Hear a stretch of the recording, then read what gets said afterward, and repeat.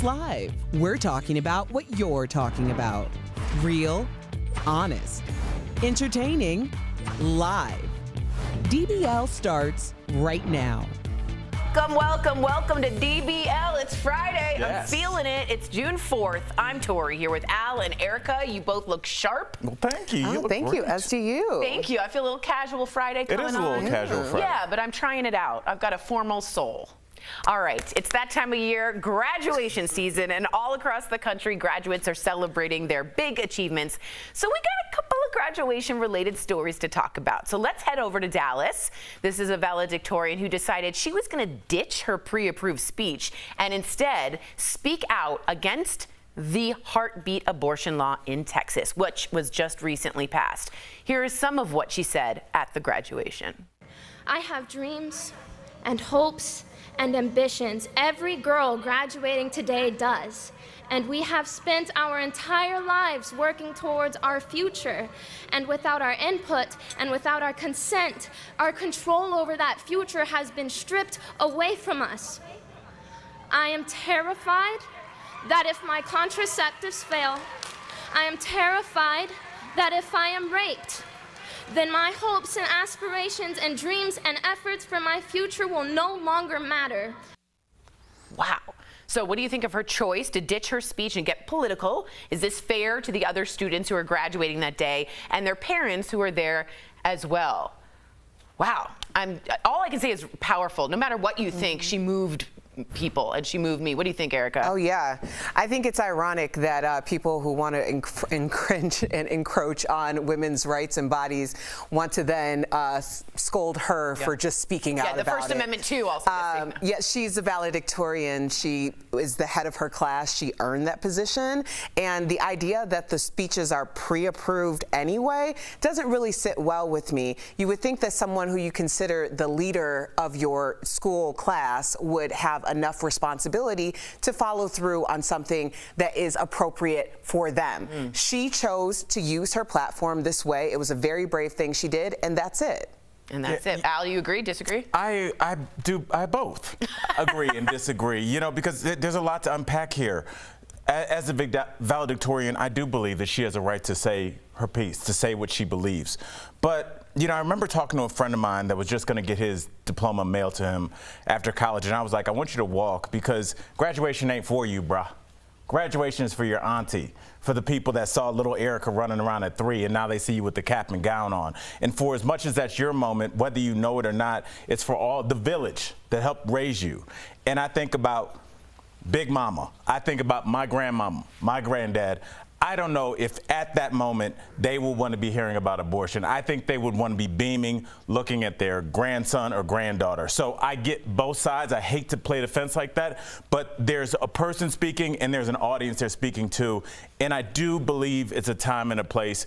I love what she said. I just don't know if I love when she said it. The problem is for me, and I hear both of you, and a lot of people have written in saying, like, there's some, like JJ wrote, I always was told there's a time and place for everything. This was not it, according to somebody, JJ Marks on Twitter. And all I have to say is, you're never going to think it's the right time or place for that conversation because it's always uncomfortable. It's like guns. It's never like guns. It's never the right time. And to be honest, not doing it in the right time and place gets us the most footage. That is a protest done well because it makes us uncomfortable. So I think hats off to her, cap and gown, all. But I'm sure there's a lot of you that disagree, so go ahead and write in. All right, speaking of a distraction at a graduation ceremony, a young rapper in Georgia named Metro Mars made it rain at his high school graduation, throwing thousands of dollars into the crowd from the stage. But it was short-lived as the crowd went nuts and things got a little bit out of control. Oh no. The rapper was escorted from the ceremony by the police for inciting a riot. That should be his album cover. Metro Mars, disorderly conduct. He got a ticket, but he was not arrested, and no charges were filed. Mars also said he visited the school's principal the next day, and they've cleared the air, mostly. But how would you feel if this happened at your graduation, and do you have any good stories? I would feel very blessed because my last name starts with a C, so I would have been in the front, one of the front rows. Yeah. So I would have been catching it. I don't see the reason why he had to be escorted out by police. That aesthetically, it doesn't even sit right with me. But then also, when are we going to stop throwing money at people? Even those of us who would accept it. It just feels a little demeaning. If you're going to give your peers some of your earnings, then maybe like hand out envelopes. You know, not like throw the money. In the mob, Erica. Like he's not handing out envelopes of cash. He said that he wanted to share his wealth and share his success. He could have done that in a more orderly way. So just, you know, so the people whose last names start with D and later in the alphabet could have gotten some of that love. Well, I looked into this. He is starting a scholarship for the people, some people graduating from his school. Yes. And so this seems like a good kid. And he's signed to a big label. Like the City Girls are on his label. Like he's with a big group. And at 18 years old, you know, first of all, he's a rapper. He's got to get some attention on him. We would not be talking about Metro Mars this morning if it wasn't for that. You're absolutely right. I mean, you're talking about a time and a place. It's the wrong time, but the right time because we're talking about abortion and making it rain. So I'm with, which we're the only show on daytime that'll do that. Come for us. Deal with it. All right, the next one is super heartwarming. This picture went viral. It's showing a teacher in socks, and I'll tell you why. He gave his shoes to a graduating senior. So that senior was told he couldn't walk because the shoes he wore weren't up to the dress code. Well, here they are. Apparently, they were too, quote, athletic. Here's what the student said and the teacher said about the exchange. Take a look. I say, hey, man, these are a size 11. You're going to take these and you're going to walk the stage. We absolutely cannot, you know, rob you of this moment. It was a no-brainer to me to just take my shoes off and give them to him. I was just happy that I was able to walk across the stage, even though I was sliding. Everybody was laughing because they knew I would slide. He was willing to take off his shoes and let me walk across. So you can't ask for no better than that. We love our teachers, but first off, that's ridiculous that he couldn't walk, in my opinion. It is ridiculous. Okay, in my opinion. Let's just exercise some common sense. Okay, let's hear it, Cobb. So the teacher told him that he wasn't dressed appropriately. I'm sure he had on the black shoes, but they had a white back. It was athletic bottom. And on top of it, those are some expensive shoes. Neiman okay, Marcus, so somebody paid a pretty penny to get those shoes, and then for her to turn them around, and then when the teacher comes over, who tries to like actually have a conversation with this teacher who's rejecting the student, she rejects him too. It's like, lady, exercise some common sense. Erica, it's not common sense. It's a war on poor people. There's an issue where just like a kid that doesn't have shoes, I mean, that's almost like some kind of something out of a Dickens novel. Shoes. No, I know, but like she did not like the shoes he had, so she was willing to reject him because they weren't up to her standards. This kid probably did not have another pair of shoes, otherwise mom probably would have bought them. And the fact that they were just going to not let him walk, I think is and people are telling us it's Alexander McQueen. Yeah, I don't think this. This kid is super You know how rich. expensive Alexander McQueen was a super But do you think this kid is couture. rich? I'm not saying that he's rich. I'm just saying I don't know if it's a socioeconomic thing. Well, if you're about to walk across the stage with no shoes, I was going to walk out on a pretty strong branch, but I didn't realize. No, he wasn't. He wore the dress shoes thinking, and I could see how this could happen. He got, and they're not even athleisure. I don't know what this woman's talking about. It's like getting into a black nightclub. But exactly. Yeah. As a black man, the wrong shoes, what do you they're mean like, by that? like, you can't wear, they don't really want you in there. So anything going on with your shoes, that's kind of athletic gear, and then they won't let you in. Yeah, white nightclub with black patrons trying to get in. Yes, That's what you're talking about. Yeah. Interesting. I learned these things. I thought the shoes were cute.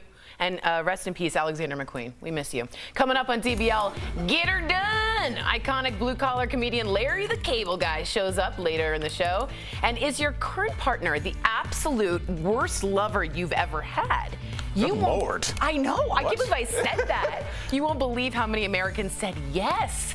Are you one of them? Stay tuned. Closed captioning provided by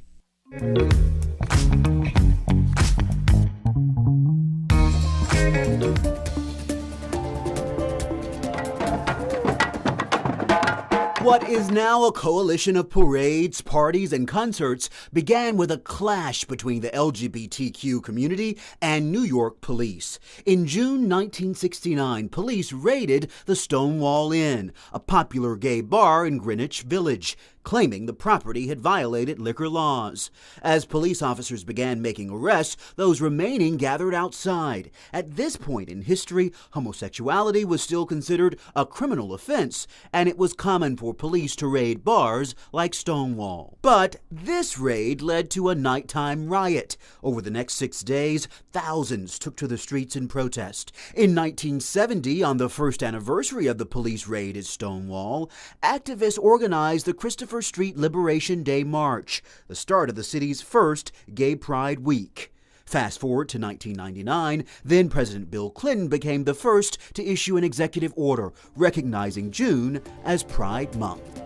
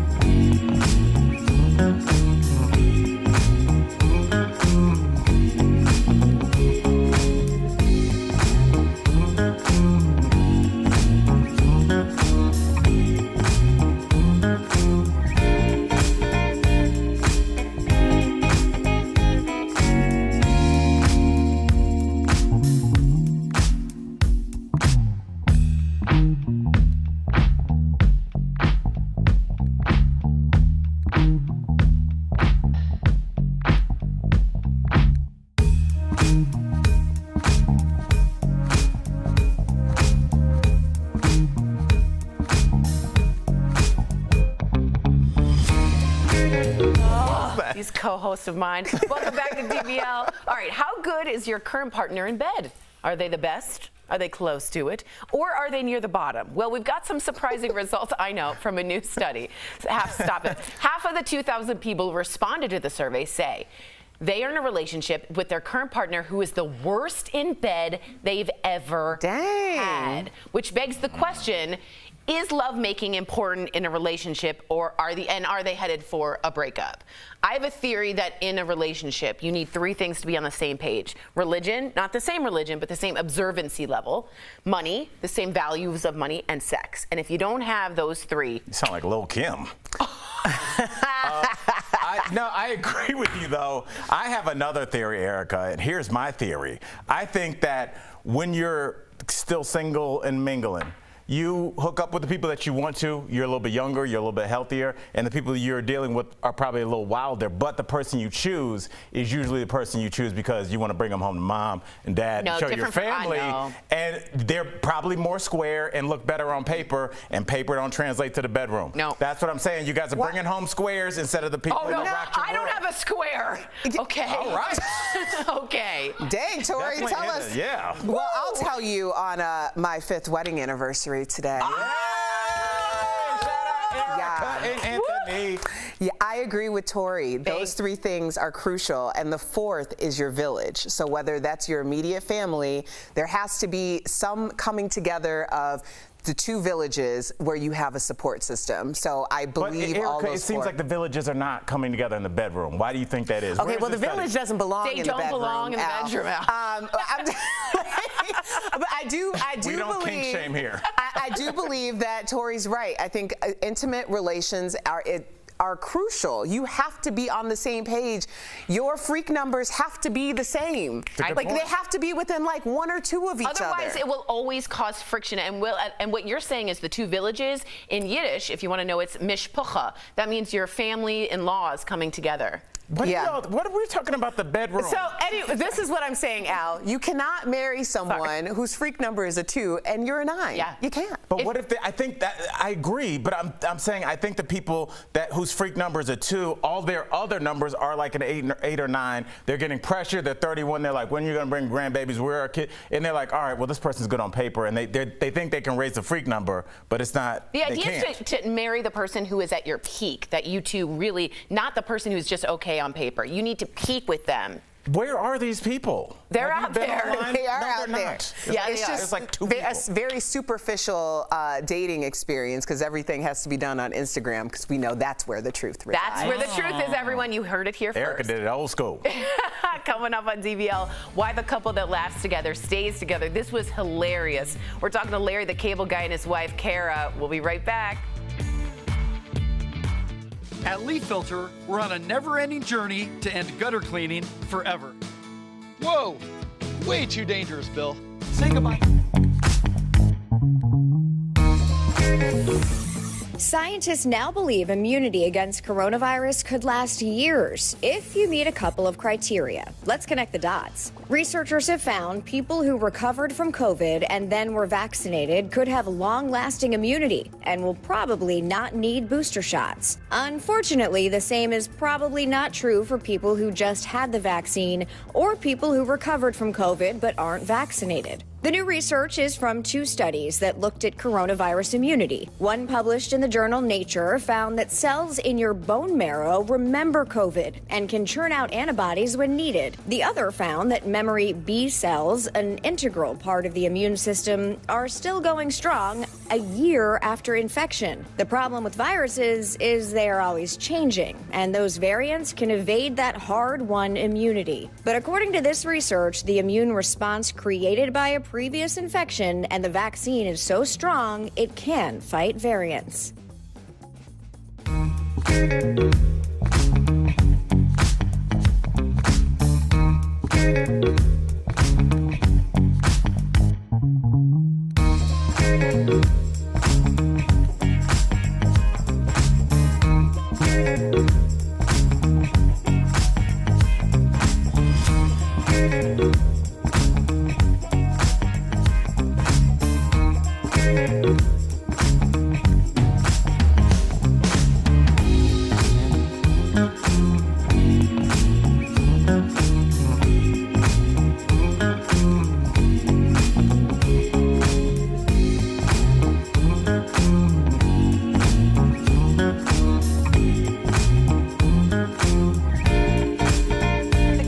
guy's been making us laugh with his blue-collar humor for decades. And earlier, Al and I spoke with Larry and his wife, Kara, about life on their Nebraska farm, and her new book about faith. That's today's Chatting with the Stars. Enjoy. Larry, Kara, thank you so much for joining us on DBL. Now, I just learned that, Larry, your real name's actually Dan. So I would like to know the difference between Larry the Cable Guy and Dan Whitney. Do you like switch? Are you like Dr. Jekyll and Hyde? What's happening? Actually, there's a lot of difference between the two of us. I'm not from America. I was from Leeds in northern... Welcome. No, I kid. That's probably the worst British accent ever. It was bad. It was really bad. I think it was so bad it was actually a good Scottish accent. Was it Scottish? I can't tell anymore what it was. You know what? I'm completely different. You know who I am in real life more closely related to is Mater from Cars. My name's Mater. Mater? Yeah, like Mater, but without the tuh. When you see me as Mater in the little cartoon tow truck, I really threw a lot of myself into that little character. I love that character, too. Kara, what's it like for you to be married to two different men? Is it good? I think you get two different dates? Like, what's happening? Spicy. Well, one pays the bills, and the other one is very sweet and funny. So, yeah, I like them both. I mean, I'm very lucky that way. Yeah, you know what? I do, too. I'm living vicariously through Larry the Cable Guy, who pays for all my golf stuff. All right, Larry and Kara, how is life on the farm, all right? You raise horses. You just brought in 2 calves. We have their pictures. Let's take a look at the boo-boo. That just killed everybody in the studio. That is ridiculous. How good of a farmhand is your husband, Kara, and how is the farm? Here's how good a farmhand I am. I ate one of them already. Oh my God. I gotta go. I gotta go. I'm kidding. That's when the beef is most tender. That is terrible. Kara, tell us about them. Oh, that's awful. They're a lot bigger now, but still very cute. We brought those 2 in around December, and it just happened to be the coldest winter on record in the state of Nebraska. Ooh. So we, of course, right? Anyone who grows up on a farm knows that's when all of it breaks loose. You know how cold it was? How? How cold? The ice cream machine at McDonald's was working. There are conspiracy theories about the ice cream machine at McDonald's. It's really, go down a YouTube rabbit hole about the conspiracy theories about why it's always broken. I've been on Reddit about it. It's crazy. But we brought them in, and we've been bottle feeding them, and I've had people from all over town come and just hang out with those calves, so they've been good therapy for everybody. That's so good. Now, Kara, I want to talk about this. You recently published a beautiful book. Hold it up. Congrats. Sisters, hello. Hours activated. Look at that. It's called Fields of Grace, and it's about your faith. And I want you to tell us a little about it, but also, like, who is this book for? I really want people to get into a relationship with Jesus. A lot of people think Christianity is going to church, but that's not a relationship per se. I mean, I encourage people to go. It's great. But if you only spend an hour a week with your spouse, that's not going to be much of a relationship. So it's to encourage people to get into a daily walk with Jesus, and then to also share that faith, because it does make a major change in your life for the better. Larry, you've been known for giving back to a number of causes, and are once again holding the Get Her Done Golf Classic. Yeah. Where's my invitation? It's for charity, of course. And John Ratzenberger from Cheers, not that I have to say that, everybody knows that, is playing. So, all right, Kara, I'm going to put you on the hot seat here.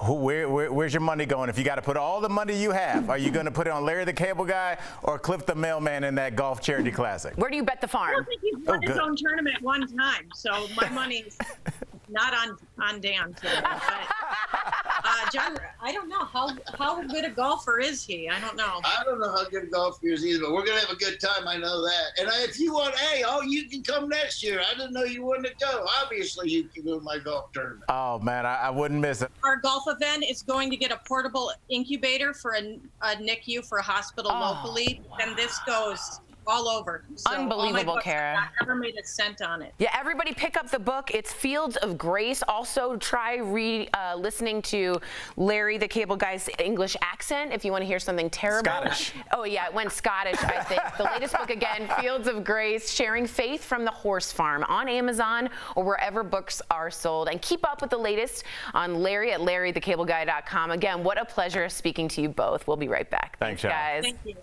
See you later. Promotional consideration is brought to you by Attention, an important... By Fisher Phillips, a labor and employment law firm representing employers. An overwhelming majority of employers have been reluctant to require their employees to get vaccinated. Of more than 700 employers surveyed, only 9% said they were considering mandating vaccines. But business experts believe that may soon change. That's because, according to new guidance from the Equal Employment Opportunity Commission, employers can mandate their employees to get the COVID-19 vaccine.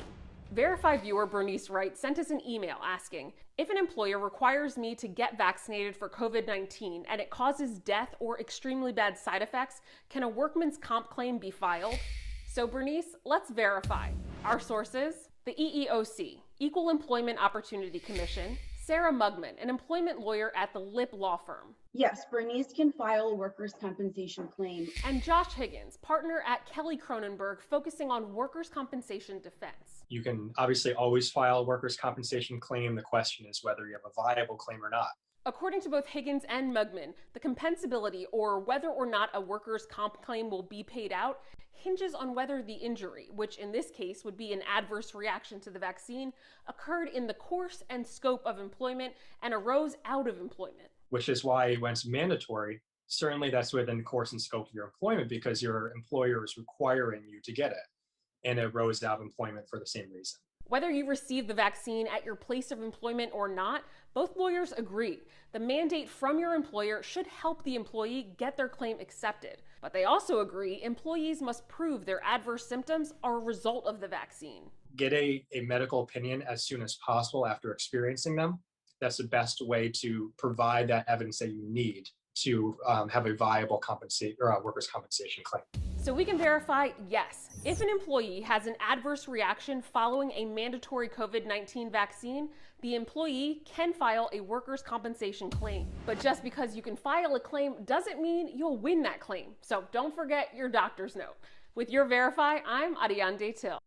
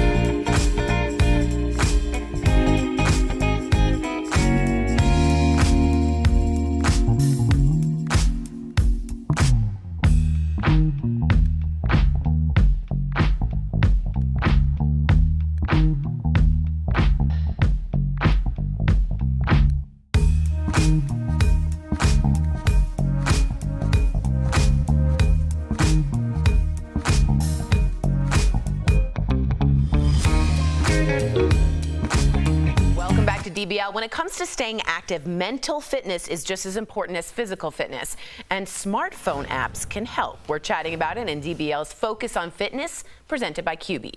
So download apps that not only track calories and steps, but water intake and how long you've been sitting. Meanwhile, sleep apps can calm you before bed, lower your anxiety, and boost overall mental wellness. Improving your mental health can motivate your desire to get physically fit, so it's a win-win. Staying active is so important, and QB has made it easy, regardless of physical ability or age. Try their under-desk elliptical at home. Call 1-800-782-2351 or visit QB.com to learn more. That's lovely. We got a comment from Dee on Facebook. She says, a great lover is all based on who you are and what you are aware of. If their love sessions are boring, it's likely what you missed way before you all linked up in the bedroom. I think you see what you want to see. And when you want to do it with this person, you're like, I want to be married, you might overlook some things that might be a problem down the road. I just suggest. I didn't, because I had a starter marriage, and I was like, I know these boxes need to be checked off. Yes. Check. You live and you learn. All right, DBL's new every day. We'll see you Monday, same time, same place. Bye, guys. Have a good weekend.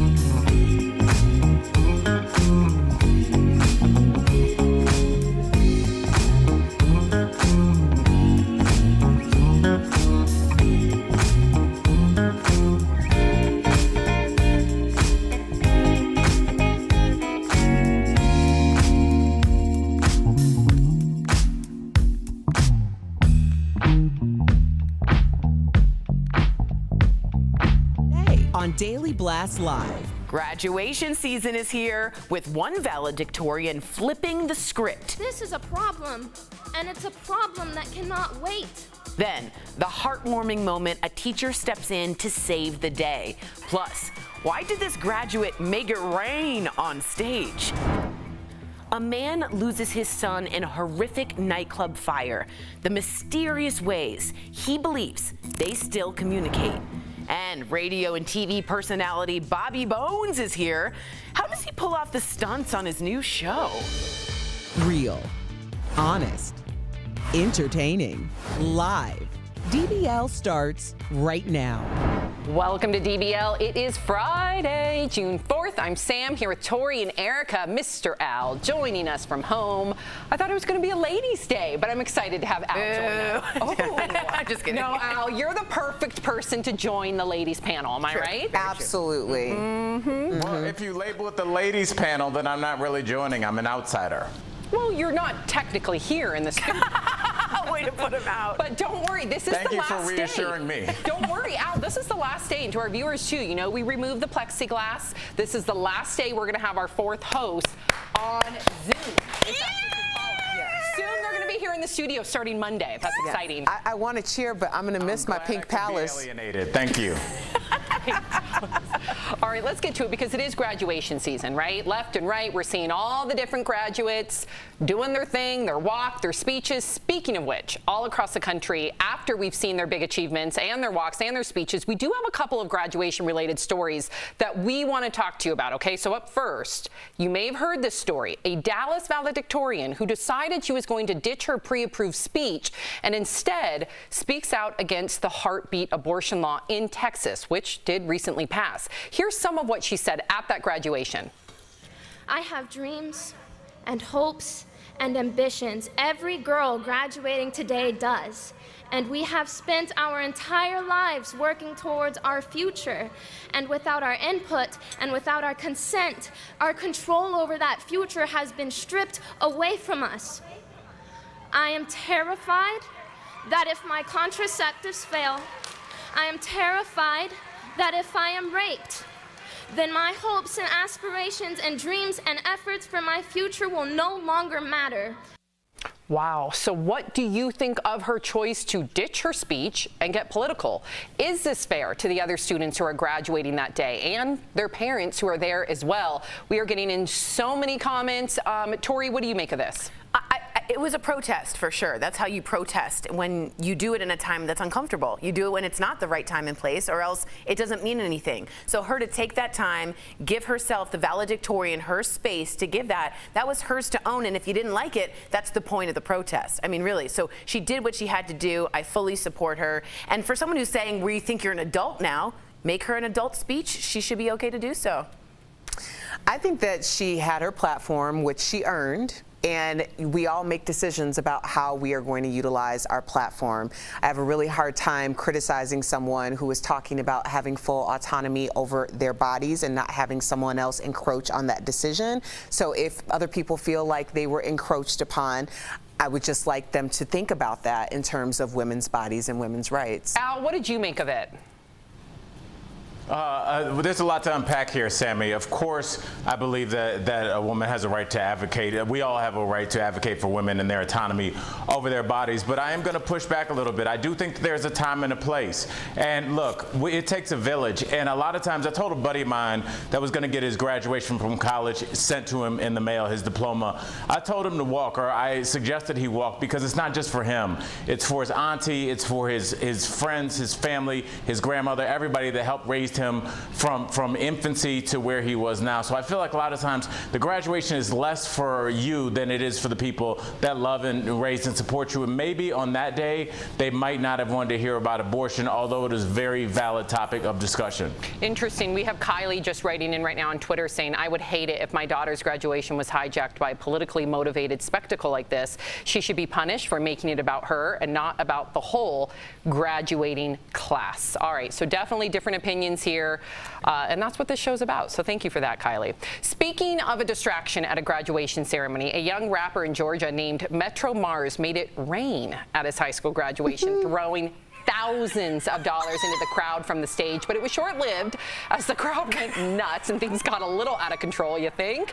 The rapper was escorted from the ceremony by police for inciting a riot and disorderly conduct. Mars did get a ticket, but he was not arrested. No files were charged. Mars also said he visited the school's principal the next day and that they have cleared the air, mostly. But how would you feel if this happened at your graduation? I'd be all about it. I'd be so into it. Yes. Yeah. I'd be like, give me. Well, you know, my last name starts with a C, so I'd be close to the front. So I would be most blessed. Right. Isn't that awful? Yes. But at the same time, I'm also thinking that it seems a little excessive for them to have escorted him out that way. I mean, once the spectacle was done, it was done. They could have just let him sit and proceeded on. But I also don't know if people need to be having money thrown at them. I mean, I will catch it, but it might just be a little demeaning. I give him full credit.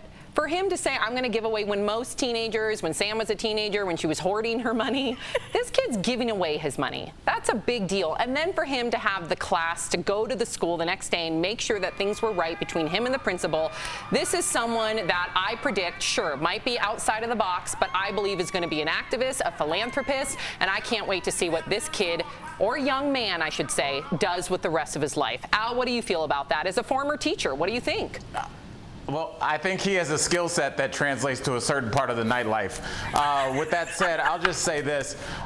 What are you guys talking about, philanthropist? He was making it rain at graduation to get attention for himself, and it worked because we're talking about him on TV. So stop talking about him like he's Malala Yousafzai. All right, I appreciate this. Give $5,000 to the valedictorian, $5,000 to the what's the other one called? The salutatorian. I'm sorry, Al. Did you have $10,000 that you would just give away to people when you were 17? I would have done it if I could have balled it up and thrown it in my classmate's face. Wow. No credit here. Jeez. All right, this next one is heartwarming. Honestly, Sam, shout out to this young man. He's on a big label. He's with Migos. He's with the City Girls. I expect big things from this kid. And you're right, he did set up a bunch of scholarship programs. I think he's doing the right thing, and he's getting attention because we're talking about it. So she was right, is what you're saying, Al. Mm-hmm.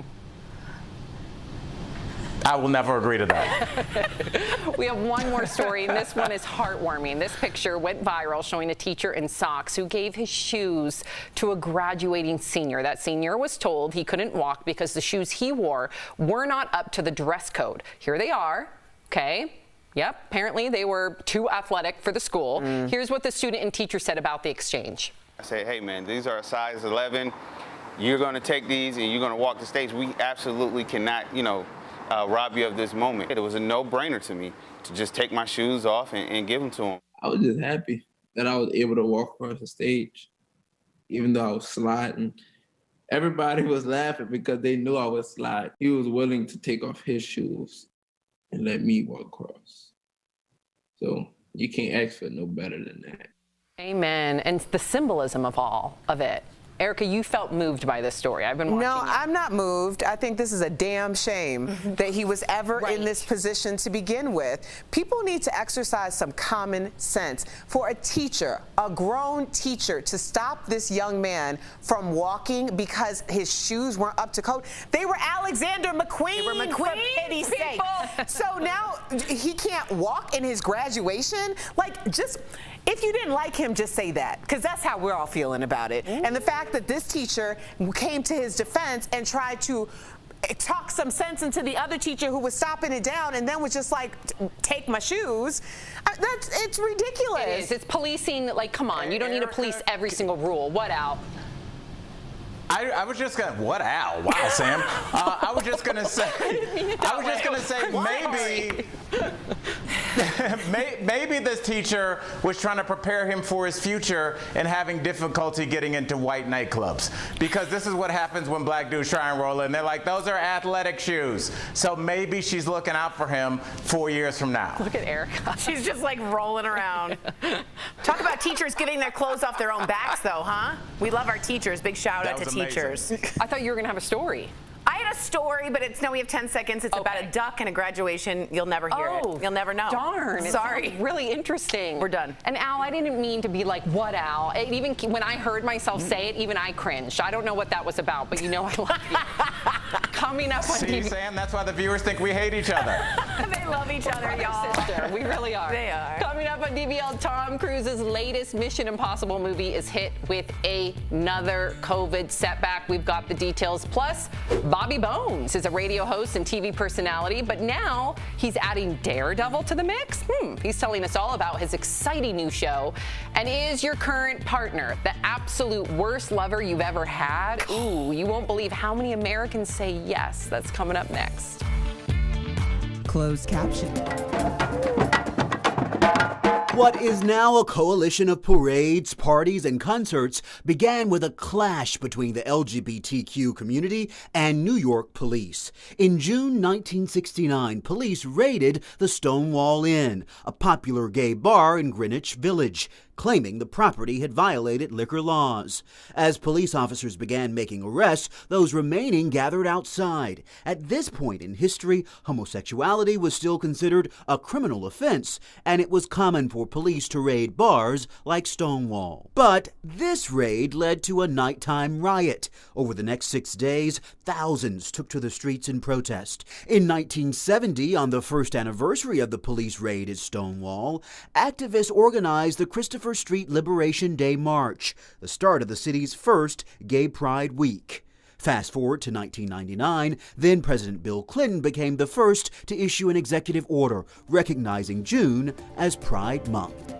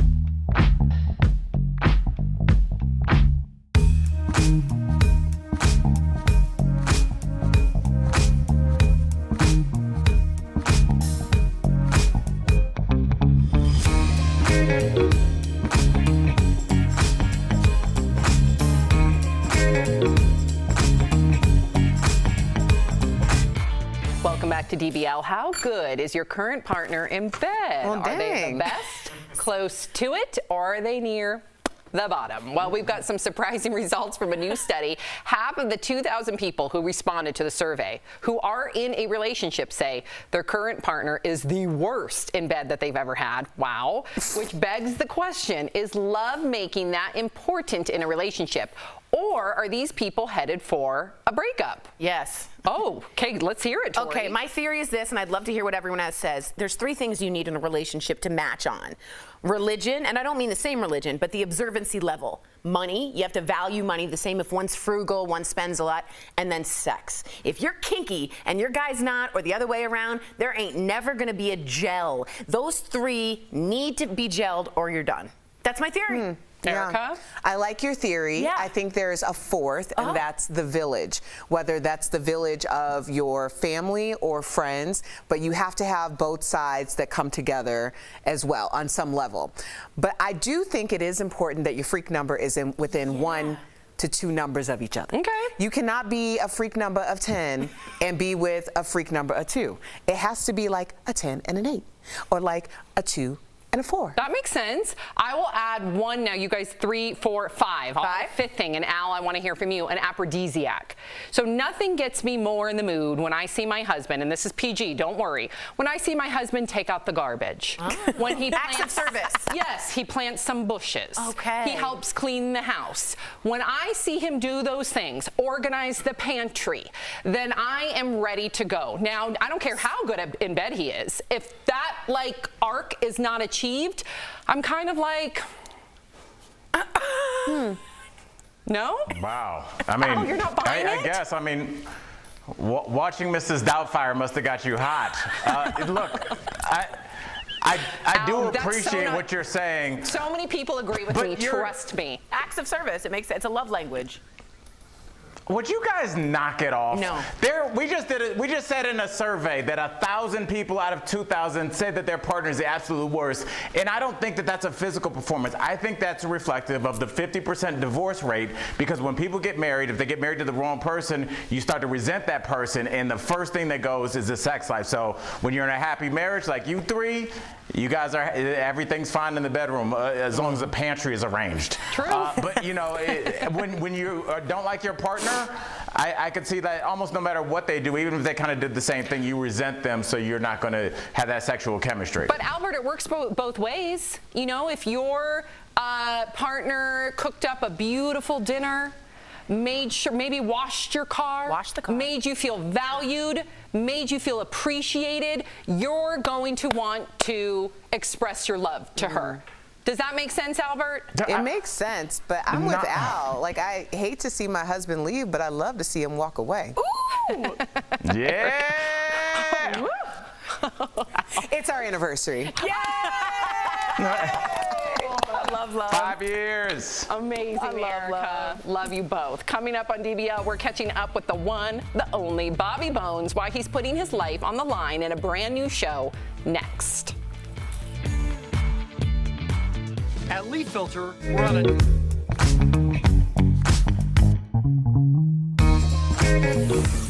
Scientists now believe immunity against coronavirus could last years if you meet a couple of criteria. Let's connect the dots. Researchers have found people who recovered from COVID and then were vaccinated could have long-lasting immunity and will probably not need booster shots. Unfortunately, the same is probably not true for people who just had the vaccine or people who recovered from COVID but aren't vaccinated. The new research is from 2 studies that looked at coronavirus immunity. One published in the journal Nature found that cells in your bone marrow remember COVID and can churn out antibodies when needed. The other found that memory B cells, an integral part of the immune system, are still going strong a year after infection. The problem with viruses is they are always changing, and those variants can evade that hard-won immunity. But according to this research, the immune response created by a previous infection and the vaccine is so strong it can fight variants.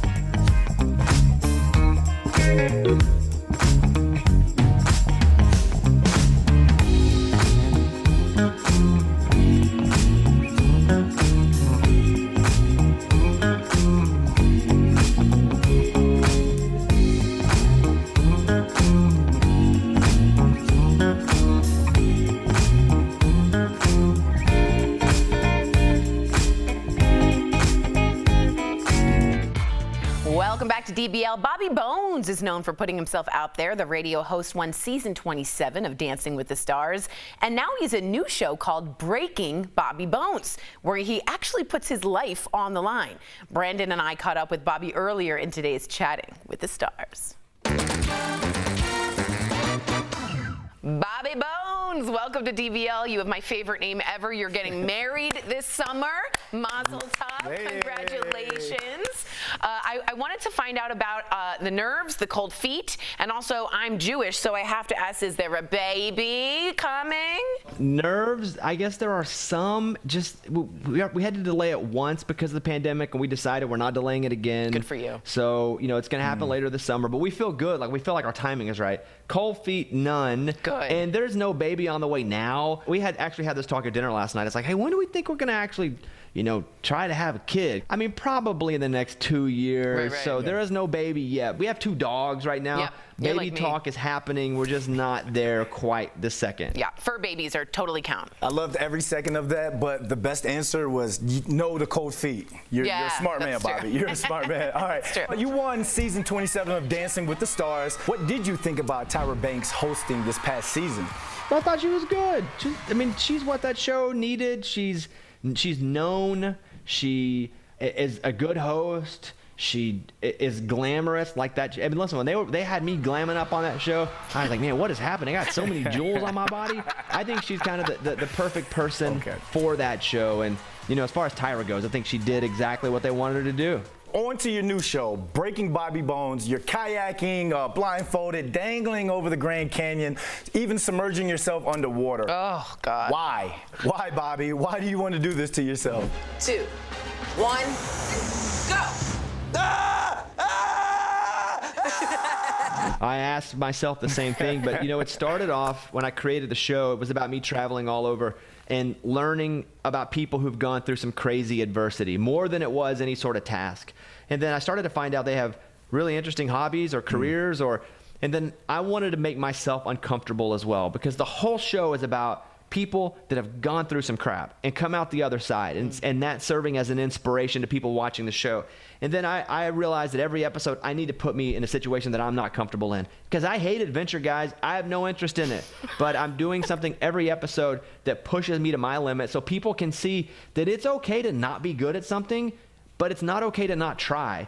And, you know, the first episode is Mike D. He was in prison. He was in gangs. He found a new way to do rope access, and I'm hanging 4,000 feet over the Grand Canyon, miserable. But I needed to do that so people could see that I'm facing my fears. And real growth only comes from being uncomfortable. Can I just say really quick, that's such a Buddhist statement. You're supposed to get comfortable with being uncomfortable. And although that's not easy, it's a life worth living in the Buddhist way. So I totally appreciate that. Can I just ask whose idea was it? Like, did you want to do this, or did someone come up with a name, Breaking Bobby Bones, because it's a great name? Like, how did the origin of this start? A prank. Yeah, the prank, right. The hook of the show is, you know, will I die? Will I get hurt? But the real reason that we hope it's going to last is because of the stories of the people. And this is the reverse of Instagram. It's the reverse of Facebook, where people are only posting successes and how good they look. This is people showing you the struggle they've been through and how they got to the other side, hopefully providing inspiration.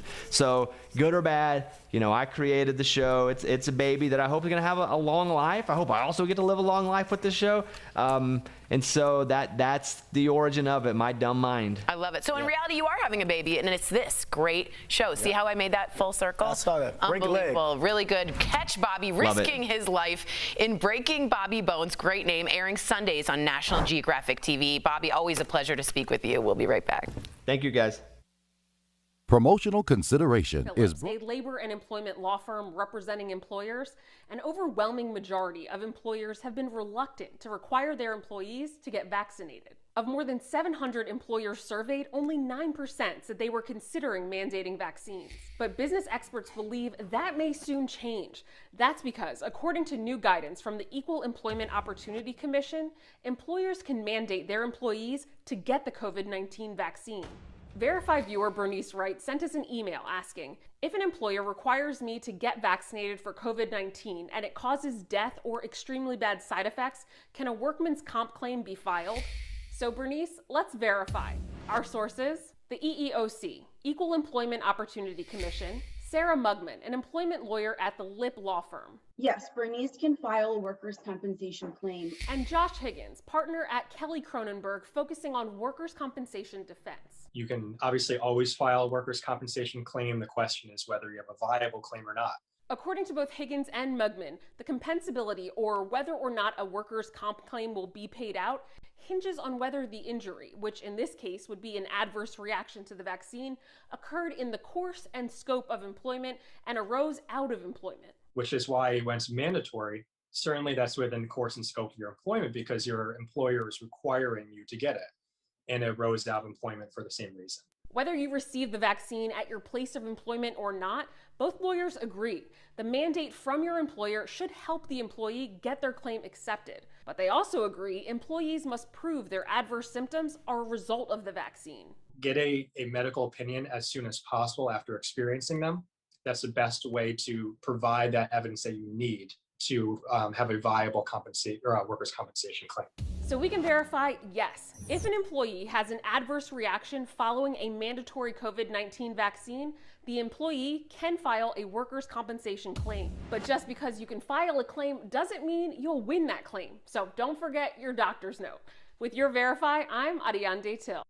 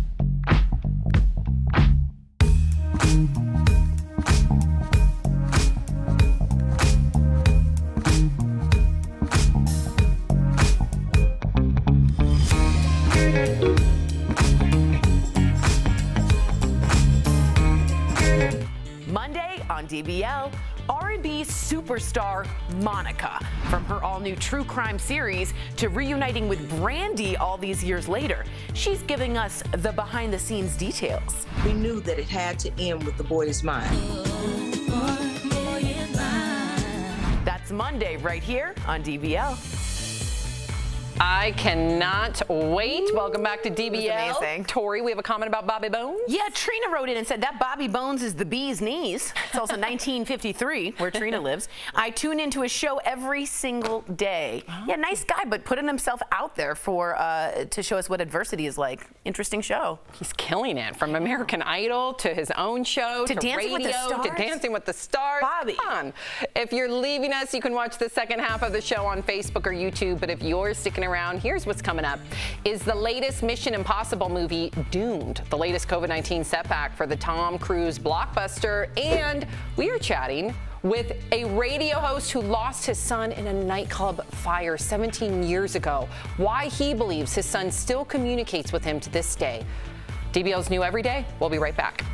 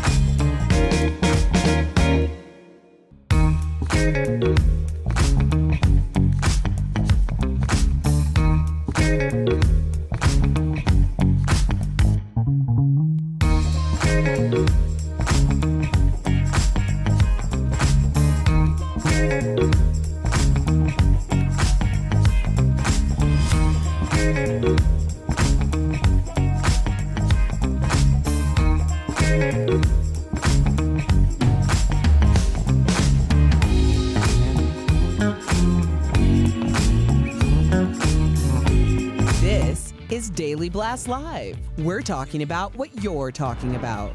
Real, honest, entertaining, live. DBL starts right now. Welcome to DBL. I'm Sam here with Tori and Erica. Albert joins us from home.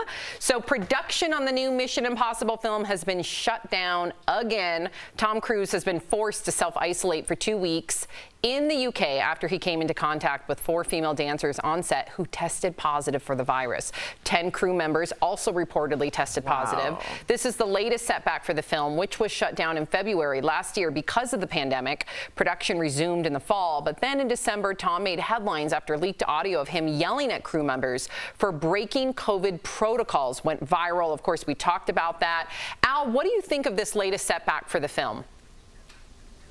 I mean, I think because we're talking about this in the United States, we're getting a different perspective. I actually went out to dinner with Steph and a couple friends a couple weeks ago, and she was telling me that the UK just got off like serious lockdown, not like our kind of lockdown where like you don't know if you can go to a basketball game, but like you can't leave your apartment kind of lockdown. And so I think in different parts of the world, it's still a lot more serious, and that's why I think they're having this much trouble filming in the UK, whereas we're kind of almost maskless everywhere now. Yeah, that's an excellent point. I don't think that some of us even understood what true lockdown was. It's the same in Canada. It's the same in a lot of places. Australia right now is in a lockdown. Yeah. Don't even get us started about India and the tragedy that's happening there. Yeah, well, I was referencing Canada just because my in-laws are there, and that's the conversation that we're having. It's just very different to even get them here. But I think the real thing is it's very jarring regardless of where you're living, because we are really trying to get a sense of normalcy, and the idea that they wouldn't be able to contain it enough to not have to shut down production is alarming. It reminds us that we still need to be very vigilant. Thank you for saying that, Erica. We forget. I was just contacted yesterday. I'm in like a support group for COVID-19 families, given the fact. I'm glad you're in that. Yeah, my brother-in-law, as you all know, with the double lung transplant. So I was contacted yesterday about another young man who needs a double lung transplant. We are forgetting that even though we might feel normal, I mean, my family certainly doesn't feel normal yet, but the most of us here in the States might feel normal. There's still so many families that are suffering. There's still so many long haulers out there that can't get back to normal. And there's so many people like Eric, my brother-in-law, who's still learning how to walk again. So to Erica's point, we got to be hyper vigilant. We are not out of the woods yet. Fair. So let's please remember that this pandemic is still here.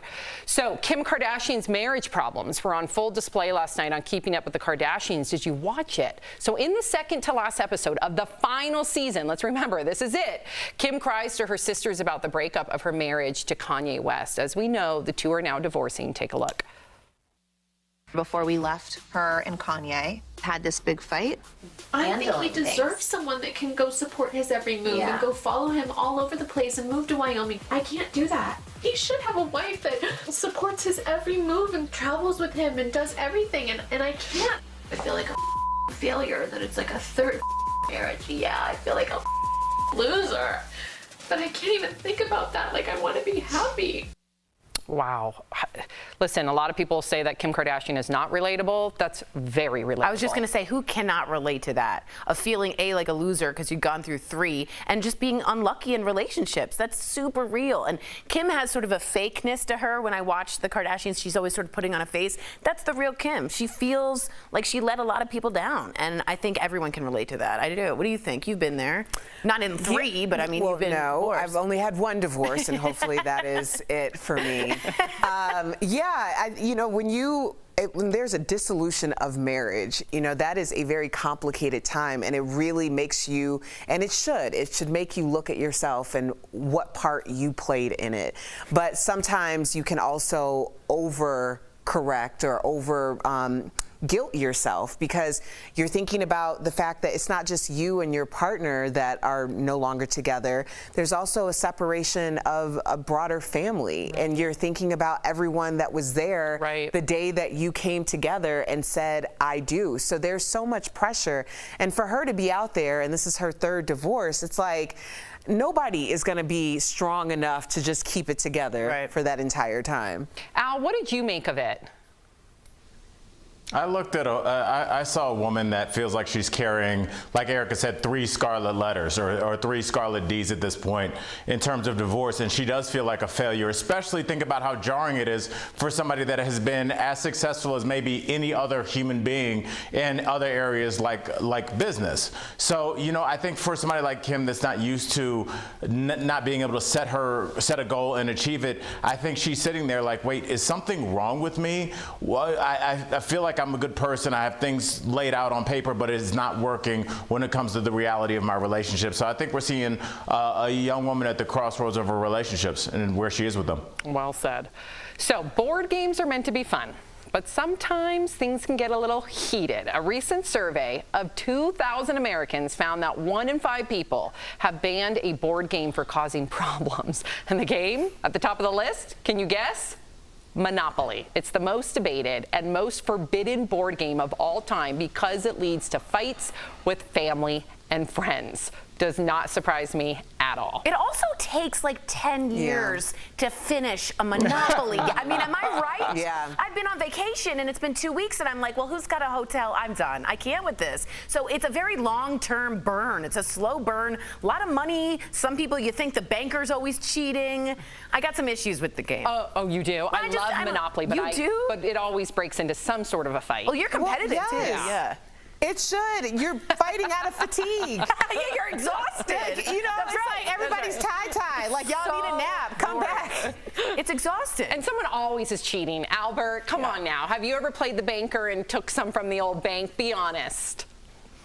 I have a confession. I don't know if I ever told you guys this. When my mom was in graduate school studying for a PhD, my grandmother would babysit my sister and I, and we would play Monopoly, and my grandmother would wipe the floor with me. And I used to get so mad about it that I would, before we played the game, I would take like a couple $100 and put it in the bathroom and go get it because I was cleaned out and I was tired of losing to Nana. So I apologize to my wonderful grandmother. Sorry your grandson was cheating you, but you were beating me too bad. Your grandmother knew. Yeah, Nana knew. I got to go to the bathroom again. Nana knew. $200 shows up. Absolutely she did. Yeah, that's funny. Absolutely, Al. Thank you for yes. that confession. Okay, so Barbra Streisand is digging into her vault and coming out with a new album of previously unreleased tracks. The first one is a duet with Willie Nelson called I Want It to Be You. The unlikely duo go way back, and Willie even visited Barbra on the set of A Star Is Born back in the 70s. Have a listen. If I had a choice of only one friend in this world, you know that I want it to be you. I love that woman. Ooh, you love that?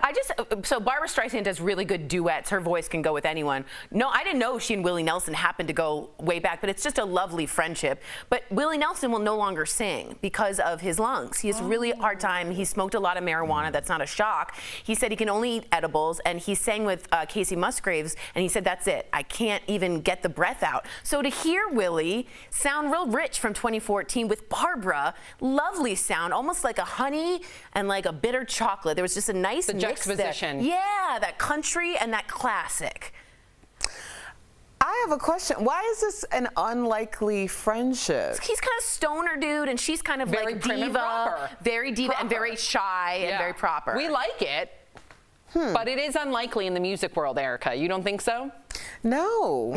I think that they're creators, and creators, I think, the creative community really appreciates those things and quirks about each other, like what makes you you.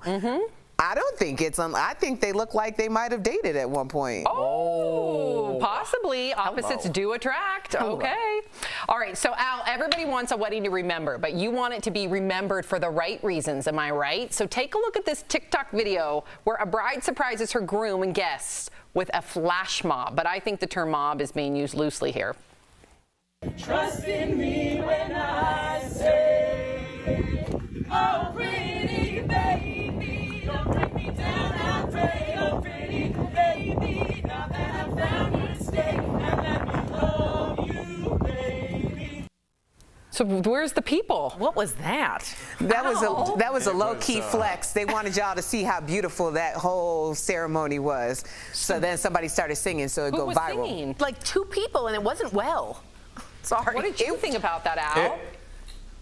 It was embarrassing. It's very hard for weddings themselves to not be embarrassing. You know, it starts off as love, but then because people do want to up the ante, then now somebody's releasing doves, and then there's a flash mob and white turtles with things like symbolizing no one cares. Get to the wedding, get it over with so we can get to the open bar, for God's sake. Would you like it if you were at a wedding now and the bride and groom and their bridesmaids and groomsmen broke out to Thriller?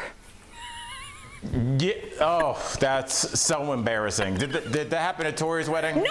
I love how he put it on Tori. My wedding. We practiced day in and day out with that wedding. Wow. Oh, we nailed it. Practice day in No, and you day out. didn't. Yes, we did. We had the lead dancer of Michael Jackson's troupe before he passed away. teach us how to do the actual Thriller dance. And your because he's wedding a was on friend. Halloween, so and that it was even on works. Halloween. It was very appropriate, and people loved it. We'll be right back. People love. Closed captioning provided by. We've all got something in our.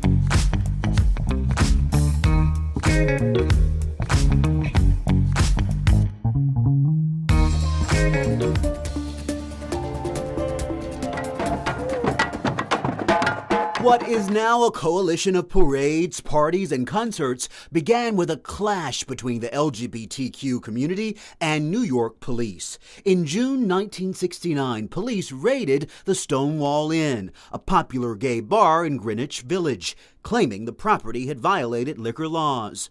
As police officers began making arrests, those remaining gathered outside. At this point in history, homosexuality was still considered a criminal offense, and it was common for police to raid bars like Stonewall. But this raid led to a nighttime riot. Over the next 6 days, thousands took to the streets in protest. In 1970, on the first anniversary of the police raid at Stonewall, activists organized the Christopher Street Liberation Day March, the start of the city's first Gay Pride Week. Fast forward to 1999, then President Bill Clinton became the first to issue an executive order recognizing June as Pride Month.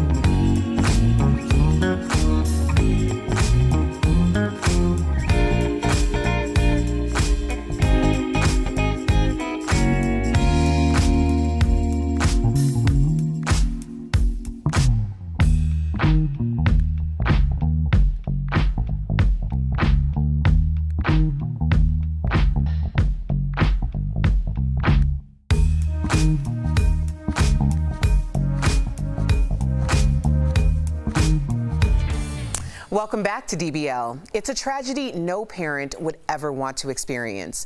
In 2003, Dave Kane lost his son, Nick, in a nightclub fire in Rhode Island. And since then, Dave believes his son has been communicating with him and his family in the most mysterious ways.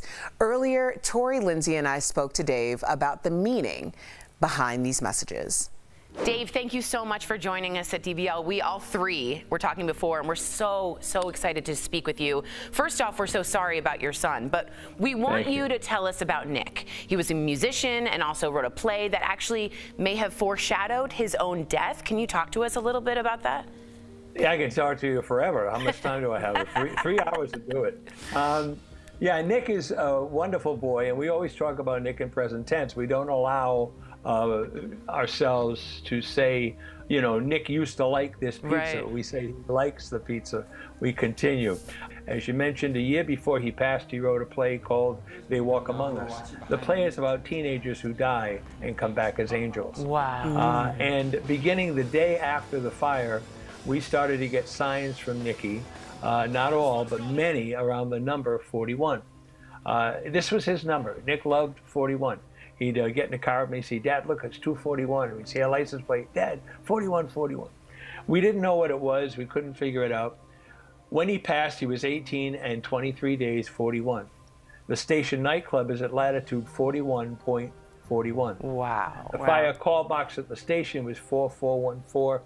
And on the cover of my book is a sketch of Nicky from a videotape we found a year after he passed. And in the videotape, his mom's holding him. He's about 4 months old, and he has a little baseball uniform on, and the number on the cap is 41. Wow. So when did you first realize that Nick might be trying to communicate with you? The morning after the fire, I did talk radio for years, still do it, and the morning after the fire, I got a call from a medium who used to come on my show and do readings. And I said, what can I do? She said, well, I saw what happened last night. I wanted to see if I come on the air and help anybody that had lost someone. And then I told her about Nick, and she said to me, oh, I should have said something. And I thought, oh, great. Now I got a medium. It's going to tell me something she didn't really know. And I was not in a good mood that day, and I hung up on her. And 2 days later, I called back to apologize, and she said, you don't know the story. And she was watching it most of the night, and she got up to make a cup of tea for herself in the morning, and she had a vision of what she said was a charred boy. And the voice said, please call my father. Please call my father. She had no idea who this was, and she just went to her own phone book and flipped it open, and my name was the only name on the 2 pages. Wow. And she said, well, I'll go on Dave Kane's radio show and find out who he is, never realizing it was Nikki. Oh my gosh. Obviously, you wrote the book, 41 Signs of Hope, and we know what the significance of the number is, but has there ever been a time where you've identified 41 and you just almost like you just shook your head, like it just in disbelief? Well, it goes on constantly. It goes on constantly. But then we started to realize that in Scripture, 40 days is always the time when the pogrom happens, 40 days of the rain, and on the 41st day is the rainbow and the dove.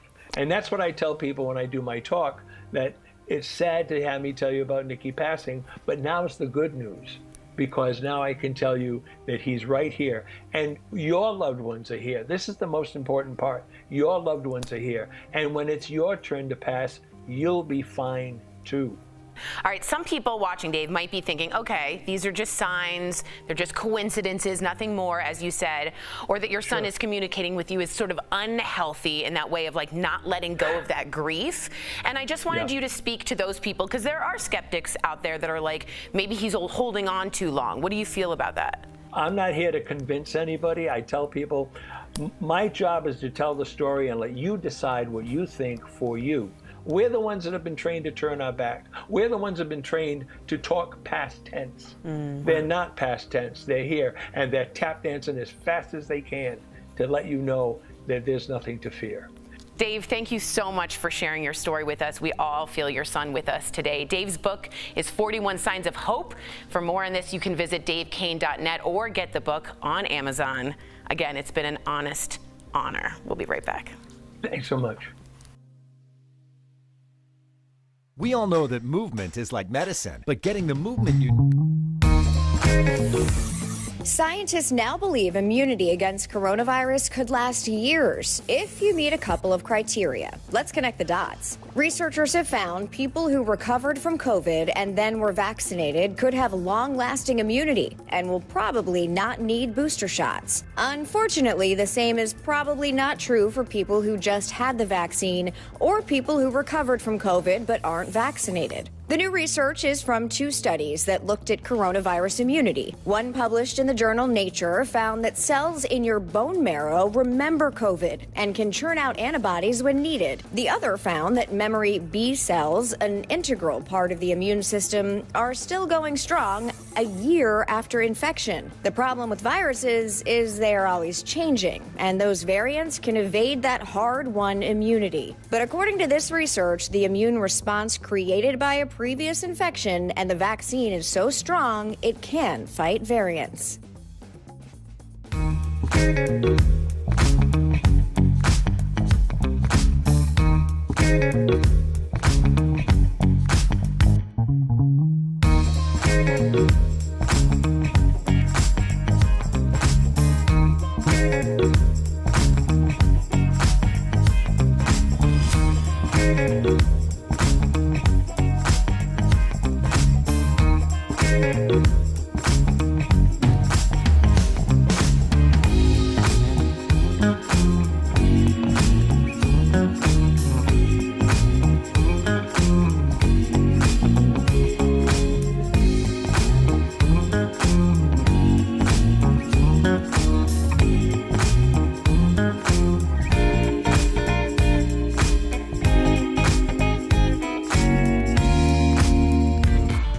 Welcome back back to DBL. When it comes to staying active, mental fitness is just as important as physical fitness, and smartphone apps can actually help you. So we're going to chat about it in DBL's Focus on Fitness, presented by QB. So here's the thing. You can download apps that not only track calories and steps, but water intake and how long you've been sitting.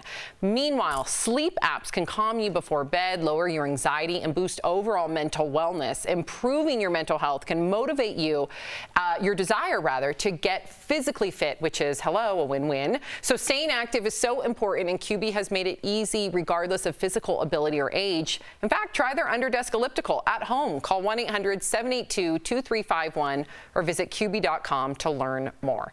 Mental strength, so important. It's everything. It'll keep you, the foundation, you'll be set. It's everything. I say it's more important than physical because you got to get that straight before your body follows. Amen. I'd like a QB underneath this desk. Me too. I think it would get rid of some nervous energy, just like. Right? And we're multitasking. We don't have to work out afterwards. Getting a little workout in. Yeah. Come on now. I think it's a really good idea. We'll be right back.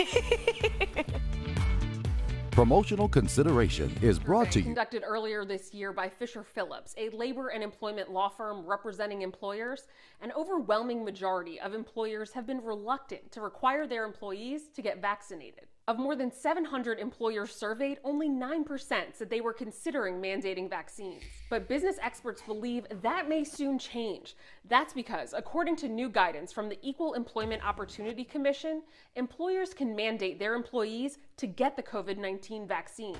Verified viewer Bernice Wright sent us an email asking, if an employer requires me to get vaccinated for COVID-19 and it causes death or extremely bad side effects, can a workman's comp claim be filed? So Bernice, let's verify. Our sources, the EEOC, Equal Employment Opportunity Commission, Sarah Mugman, an employment lawyer at the Lip Law Firm. Yes, Bernice can file a workers' compensation claim. And Josh Higgins, partner at Kelly Cronenberg, focusing on workers' compensation defense. You can obviously always file a workers' compensation claim. The question is whether you have a viable claim or not. According to both Higgins and Mugman, the compensability, or whether or not a workers' comp claim will be paid out, hinges on whether the injury, which in this case would be an adverse reaction to the vaccine, occurred in the course and scope of employment and arose out of employment. Which is why when it's mandatory, certainly that's within the course and scope of your employment because your employer is requiring you to get it, and it arose out of employment for the same reason. Whether you receive the vaccine at your place of employment or not, both lawyers agree. The mandate from your employer should help the employee get their claim accepted. But they also agree employees must prove their adverse symptoms are a result of the vaccine. Get a medical opinion as soon as possible after experiencing them. That's the best way to provide that evidence that you need to have a viable workers' compensation claim. So we can verify, yes, if an employee has an adverse reaction following a mandatory COVID-19 vaccine, the employee can file a workers' compensation claim. But just because you can file a claim doesn't mean you'll win that claim. So don't forget your doctor's note. With your Verify, I'm Ariane Till.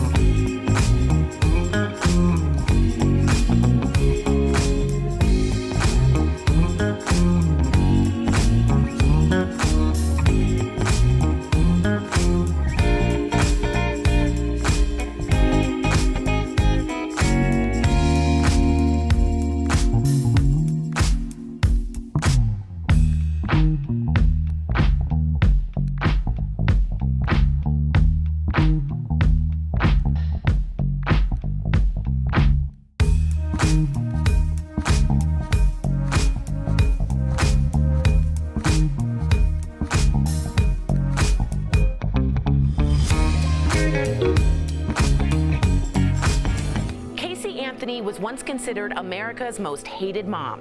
In 2011, she was found not guilty in the death of her 2-year-old daughter, Kaylee. For the first time since, her former cellmates are dishing it all in the brand new Lifetime series, Cellmate Secrets, which is out today. Next week, we sit down with one of her cellmates, Robin Adams. Casey told me things no one else knew. She said, that's not my daughter. What does she think happened to Kaylee? That's next week on DBL. Whew, a truly chilling story and interview. Welcome back to DBL. Al's back. Tori, you got comments? Yes, Wilhelmina wrote in and says that couple was so cute. Speaking about the couple getting married with the flash mob that we all made fun of. And Reese says the wedding flash mob could have used a little bit more work. Where Kristen said, did we watch the same video? What flash mob? That's funny. It's a flex. Nobody can deny how beautiful, that scene was. Okay. It reminded me of your and Anthony's wedding. You didn't have a lot of people, but you were. You can't deny that it was a mob. It was not a mob. A mob is 4 or more people. That was not. Those are just 2 random couples that just stood up and started singing. Fair. That's true. That's true. Speaking of anniversaries, Erica's 5-year. Add a 0. My parents' 50th.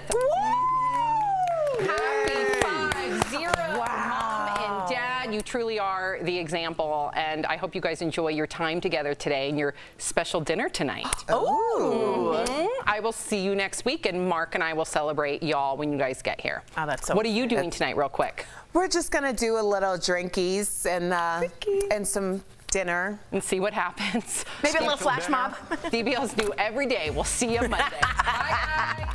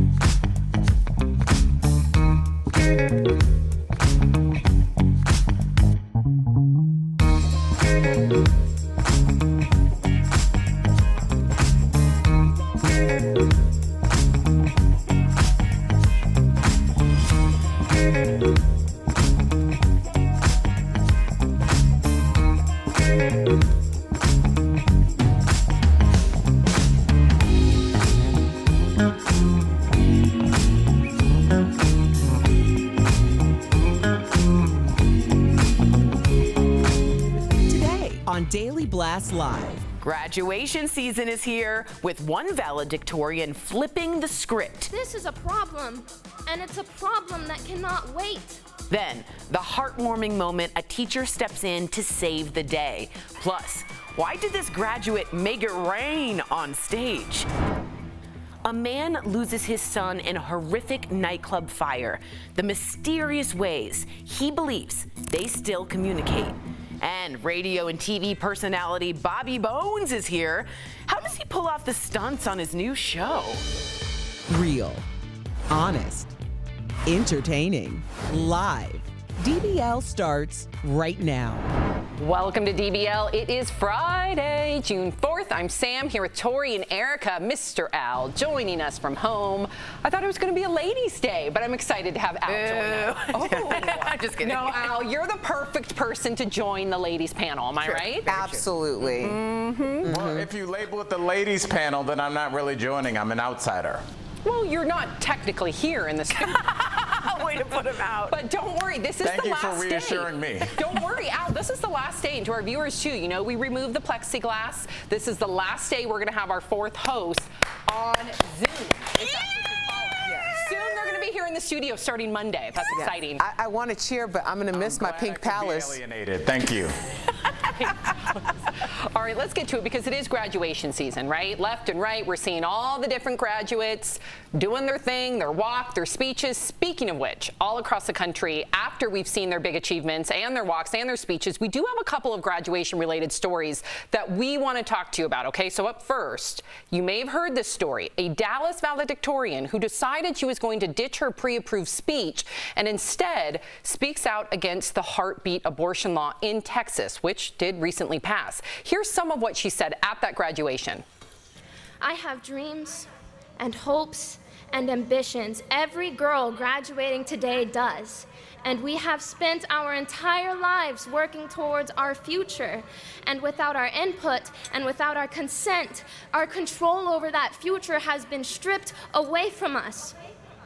I am terrified that if my contraceptives fail, I am terrified that if I am raped, then my hopes and aspirations and dreams and efforts for my future will no longer matter. Wow. So what do you think of her choice to ditch her speech and get political?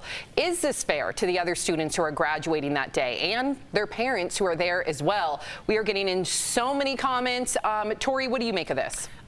It was a protest for sure. That's how you protest, when you do it in a time that's uncomfortable. You do it when it's not the right time and place, or else it doesn't mean anything. So her to take that time, give herself, the valedictorian, her space to give that was hers to own. And if you didn't like it, that's the point of the protest. I mean, really. So she did what she had to do. I fully support her. And for someone who's saying, we think you're an adult now, make her an adult speech. She should be okay to do so. I think that she had her platform, which she earned. And we all make decisions about how we are going to utilize our platform. I have a really hard time criticizing someone who is talking about having full autonomy over their bodies and not having someone else encroach on that decision. So if other people feel like they were encroached upon, I would just like them to think about that in terms of women's bodies and women's rights. Al, what did you make of it? There's a lot to unpack here, Sammy. Of course, I believe that a woman has a right to advocate. We all have a right to advocate for women and their autonomy over their bodies. But I am going to push back a little bit. I do think there's a time and a place. And look, it takes a village. And a lot of times, I told a buddy of mine that was going to get his graduation from college sent to him in the mail, his diploma. I told him to walk, or I suggested he walk, because it's not just for him. It's for his auntie. It's for his friends, his family, his grandmother, everybody that helped raise him from infancy to where he was now. So I feel like a lot of times the graduation is less for you than it is for the people that love and raise and support you. And maybe on that day, they might not have wanted to hear about abortion, although it is a very valid topic of discussion. Interesting. We have Kylie just writing in right now on Twitter saying, I would hate it if my daughter's graduation was hijacked by a politically motivated spectacle like this. She should be punished for making it about her and not about the whole graduating class. All right, so definitely different opinions here.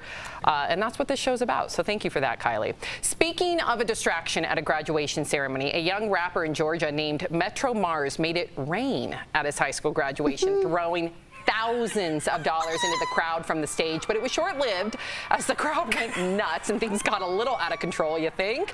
The rapper was escorted from the ceremony by police for inciting a riot and disorderly conduct. Mars did get a ticket, but he was not arrested. No files were charged. Mars also said he visited the school's principal the next day and that they have cleared the air, mostly. But how would you feel if this happened at your graduation? I'd be all about it. I'd be so into it. Yes. Yeah. I'd be like, gimme. Well, you know, my last name starts with a C, so I'd be close to the front. So I would be most blessed. Right. Isn't that awful? She thinks Yes. But at the same time, I'm also thinking that it seems a little excessive for them to have escorted him out that way. I mean, once the spectacle was done, it was done. They could have just let him sit and proceeded on. But I also don't know if people need to be having money thrown at them. I mean, I will catch it, but it might just be a little demeaning. I give him full credit. For him to say, I'm going to give away, when most teenagers, when Sam was a teenager, when she was hoarding her money, this kid's giving away his money. That's a big deal. And then for him to have the class to go to the school the next day and make sure that things were right between him and the principal, this is someone that I predict, sure, might be outside of the box, but I believe is going to be an activist, a philanthropist, and I can't wait to see what this kid, or young man, I should say, does with the rest of his life. Al, what do you feel about that? As a former teacher, what do you think? Well, I think he has a skill set that translates to a certain part of the nightlife. With that said, I'll just say this. What are you guys talking about, philanthropist? He was making it rain at graduation to get attention for himself, and it worked because we're talking about him on TV. So stop talking about him like he's Malala Yousafzai. All right, I appreciate this. Give $5,000 to the valedictorian, $5,000 to the, what's the other one called? The salutatorian? Salutatorian? I'm sorry, Al, did you have $10,000 that you would just give away to people when you were 17? I would have done it if I could have balled it up and thrown it in my classmate's face. Wow. No credit here. Jeez. All right, this next one is heartwarming. Honestly, Sam, shout out to this young man. He's on a big label. He's with Migos. He's with the City Girls. I expect big things from this kid, and you're right. He did set up a bunch of scholarship programs. I think he's doing the right thing, and he's getting attention because we're talking about it. So she was right, is what you're saying, Al. Mm-hmm. I will never agree to that. We have one more story, and this one is heartwarming. This picture went viral showing a teacher in socks who gave his shoes to a graduating senior. That senior was told he couldn't walk because the shoes he wore were not up to the dress code. Here they are, okay? Yep, apparently they were too athletic for the school. Here's what the student and teacher said about the exchange. I say, hey man, these are a size 11. You're gonna take these and you're gonna walk the stage. We absolutely cannot, rob you of this moment. It was a no-brainer to me to just take my shoes off and give them to him. I was just happy that I was able to walk across the stage, even though I was sliding. Everybody was laughing because they knew I was sliding. He was willing to take off his shoes and let me walk across. So you can't ask for no better than that. Amen. And the symbolism of all of it. Erica, you felt moved by this story. I've been watching No, I'm not moved. I think this is a damn shame that he was ever in this position to begin with. People need to exercise some common sense. For a teacher, a grown teacher, to stop this young man from walking because his shoes weren't up to code. They were Alexander McQueen, for pity's sake. So now he can't walk in his graduation? Like, just...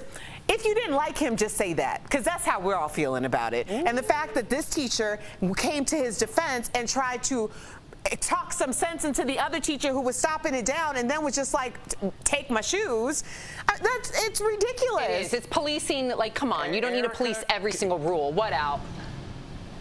I was just gonna, what Al? Wow, Sam. I was just gonna say,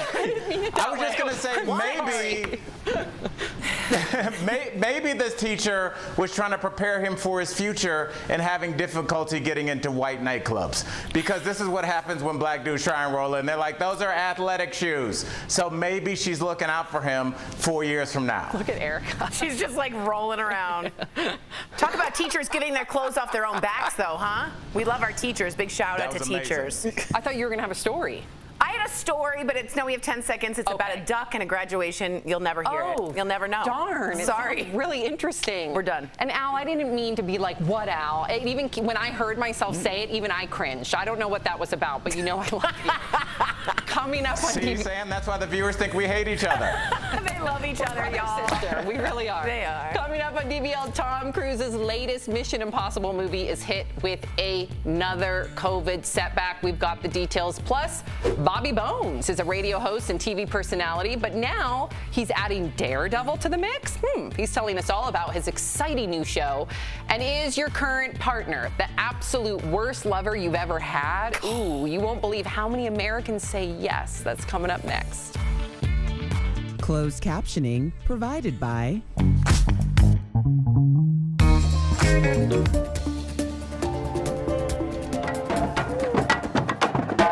What is now a coalition of parades, parties, and concerts began with a clash between the LGBTQ community and New York police. In June 1969, police raided the Stonewall Inn, a popular gay bar in Greenwich Village, claiming the property had violated liquor laws.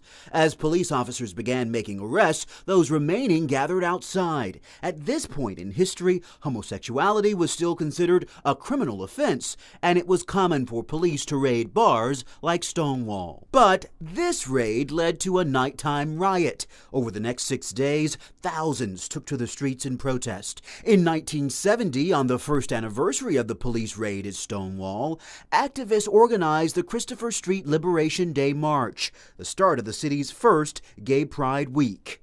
Fast forward to 1999, then President Bill Clinton became the first to issue an executive order recognizing June as Pride Month.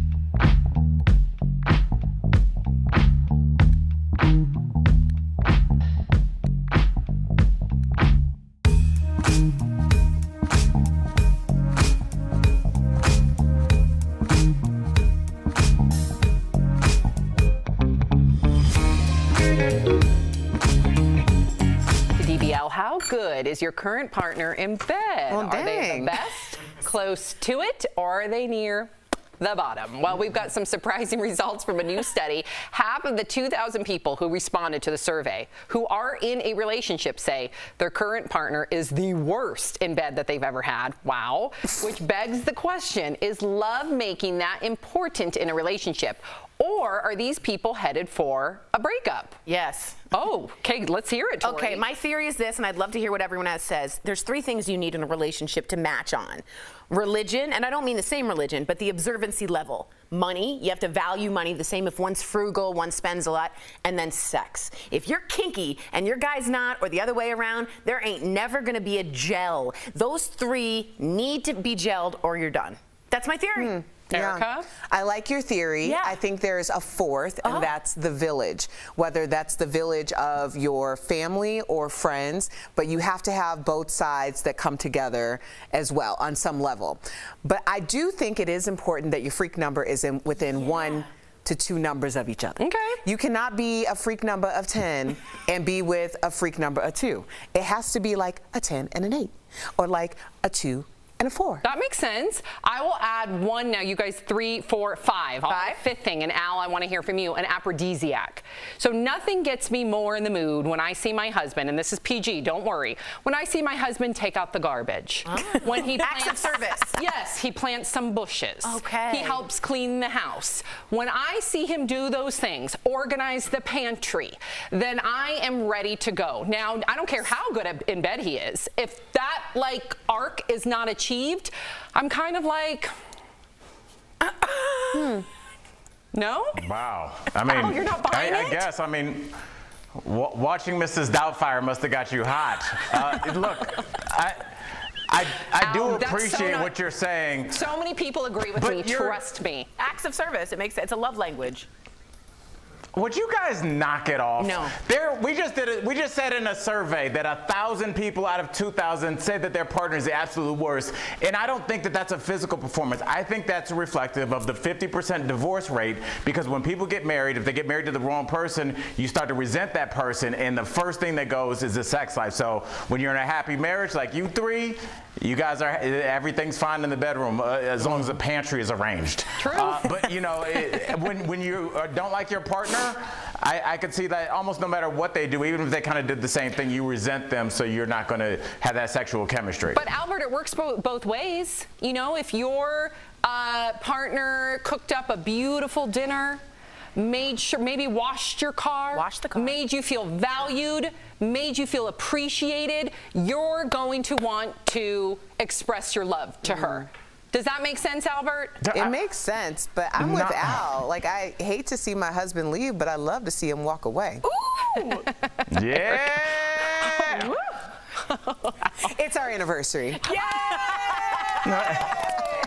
Love. 5 years. Amazing, Erica. Love you both. Coming up on DBL, we're catching up with the one, the only Bobby Bones, why he's putting his life on the line in a brand new show next. At Leaf Filter, we're on a never-ending journey to end gutter cleaning forever. Whoa! Way too dangerous, Bill. Say goodbye to that ladder. Way too clogged, Melissa. Those black gutters are causing serious damage to your home.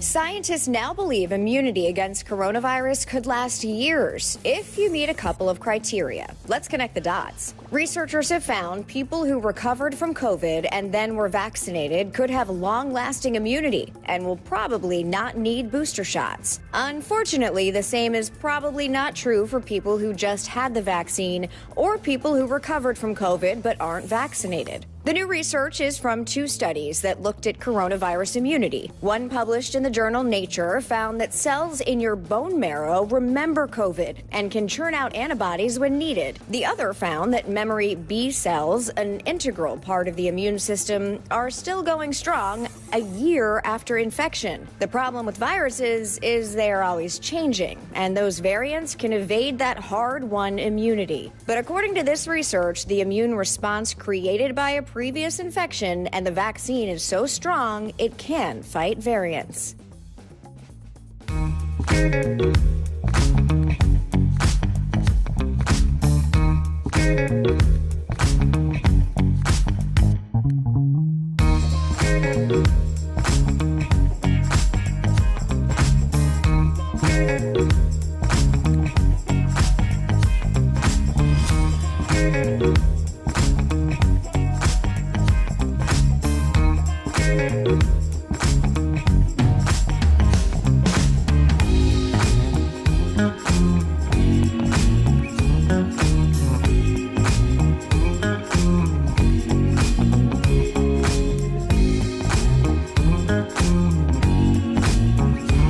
Welcome back to DBL. Bobby Bones is known for putting himself out there. The radio host won season 27 of Dancing with the Stars.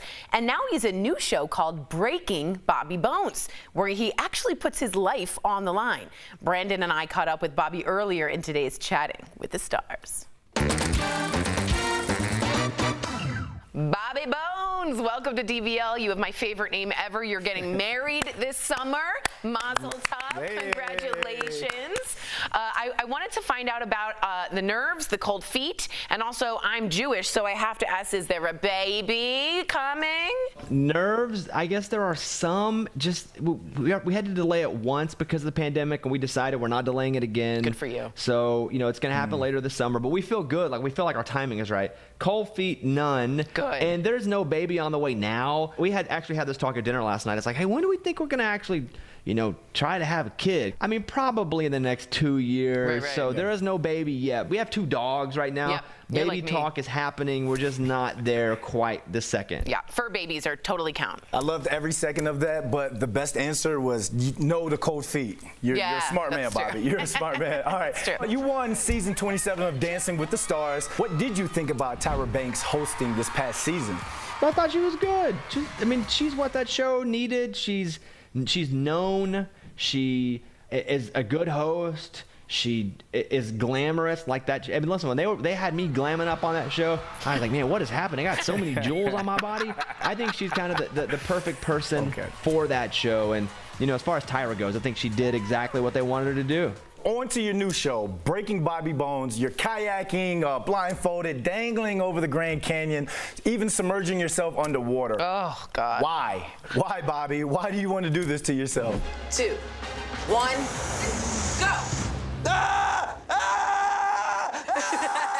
I asked myself the same thing, but it started off when I created the show. It was about me traveling all over and learning about people who've gone through some crazy adversity, more than it was any sort of task.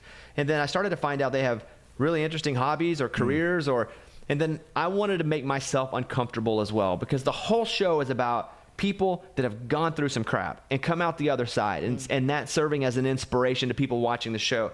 And then I realized that every episode I need to put me in a situation that I'm not comfortable in, because I hate adventure, guys. I have no interest in it, but I'm doing something every episode that pushes me to my limit, so people can see that it's okay to not be good at something, but it's not okay to not try. And the first episode is Mike D. He was in prison, he was in gangs, he found a new way to do rope access, and I'm hanging 4,000 feet over the Grand Canyon, miserable. But I needed to do that so people could see that I'm facing my fears. And real growth only comes from being uncomfortable. Can I just say really quick, that's such a Buddhist statement. You're supposed to get comfortable with being uncomfortable. And although that's not easy, it's a life worth living in the Buddhist way. So I totally appreciate that. Can I just ask whose idea was it? Did you want to do this, or did someone come up with a name, Breaking Bobby Bones, because it's a great name?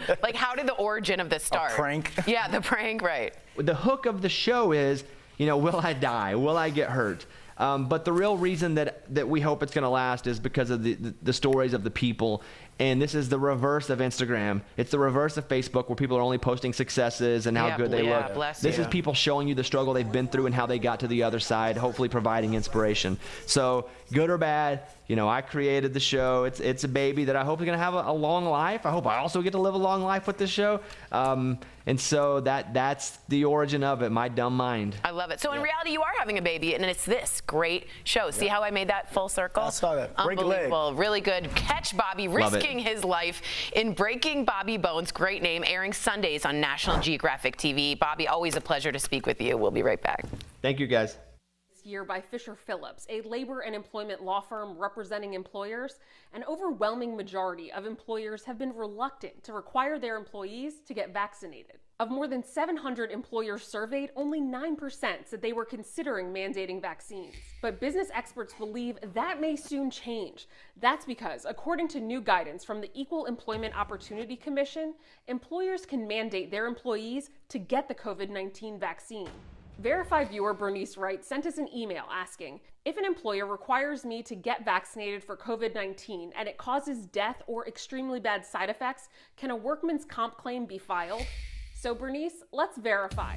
Our sources, the EEOC, Equal Employment Opportunity Commission, Sarah Mugman, an employment lawyer at the Lip Law Firm. Yes, Bernice can file a workers' compensation claim. And Josh Higgins, partner at Kelly Cronenberg, focusing on workers' compensation defense. You can obviously always file a workers' compensation claim. The question is whether you have a viable claim or not.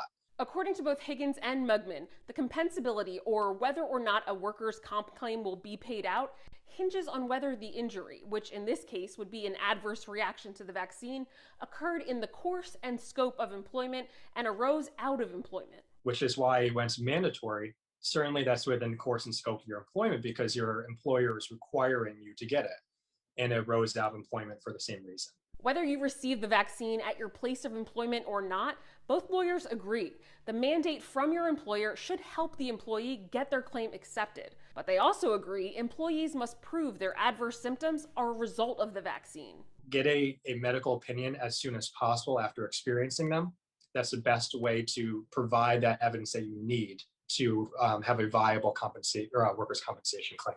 So we can verify, yes, if an employee has an adverse reaction following a mandatory COVID-19 vaccine, the employee can file a workers' compensation claim. But just because you can file a claim doesn't mean you'll win that claim. So don't forget your doctor's note. With your Verify, I'm Ariane Till.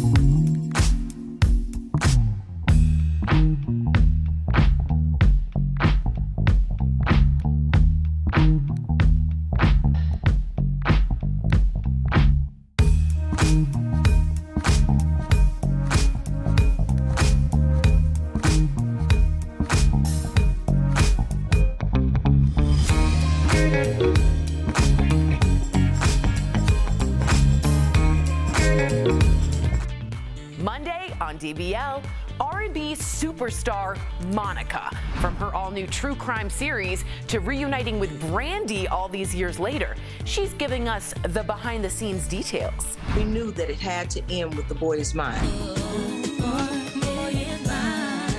That's Monday right here on DBL. I cannot wait. Welcome back to DBL. Amazing. Tori, we have a comment about Bobby Bones? Yeah, Trina wrote in and said that Bobby Bones is the bee's knees. It's also 1953, where Trina lives. I tune into his show every single day. Oh. Yeah, nice guy, but putting himself out there for to show us what adversity is like. Interesting show. He's killing it, from American Idol to his own show to Dancing radio with the Stars. to Dancing with the Stars. Bobby. Come on. If you're leaving us, you can watch the second half of the show on Facebook or YouTube, but if you're sticking around, here's what's coming up. Is the latest Mission Impossible movie doomed? The latest COVID-19 setback for the Tom Cruise blockbuster, and we are chatting with a radio host who lost his son in a nightclub fire 17 years ago. Why he believes his son still communicates with him to this day. DBL's New Every Day. We'll be right back.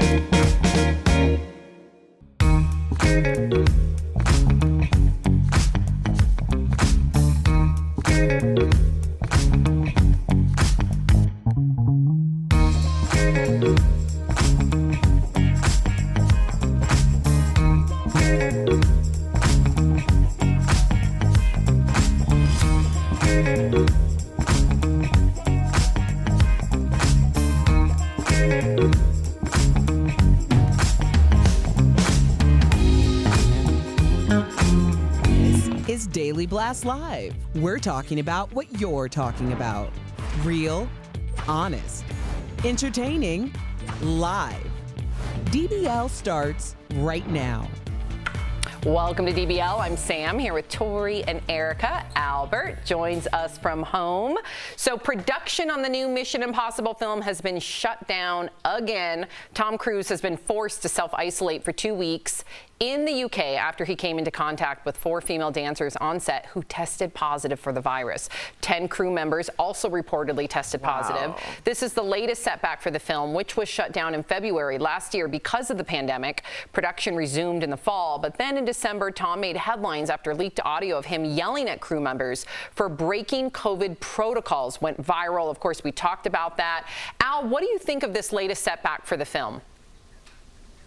I mean, I think because we're talking about this in the United States, we're getting a different perspective. I actually went out to dinner with Steph and a couple friends a couple weeks ago, and she was telling me that the UK just got off like serious lockdown, not like our kind of lockdown where like you don't know if you can go to a basketball game, but like you can't leave your apartment kind of lockdown. And so I think in different parts of the world, it's still a lot more serious, and that's why I think they're having this much trouble filming in the UK, whereas we're kind of almost maskless everywhere now. Yeah, that's an excellent point. I don't think that some of us even understood what true lockdown was. It's the same in Canada. It's the same in a lot of places. Australia right now is in a lockdown. Don't even get us started about India and the tragedy that's happening there. Well, I was referencing Canada just because my in-laws are there, and that's the conversation that we're having. It's just very different to even get them here. But I think the real thing is it's very jarring regardless of where you're living, because we are really trying to get a sense of normalcy, and the idea that they wouldn't be able to contain it enough to not have to shut down production is alarming. It reminds us that we still need to be very vigilant. Thank you for saying that, Erica. We forget. I was just contacted yesterday. I'm in like a support group for COVID-19 families, given the fact. I'm glad you're in that. Yeah, my brother-in-law, as you all know, with the double lung transplant. So I was contacted yesterday about another young man who needs a double lung transplant. We are forgetting that even though we might feel normal, I mean, my family certainly doesn't feel normal yet, but the most of us here in the States might feel normal. There's still so many families that are suffering.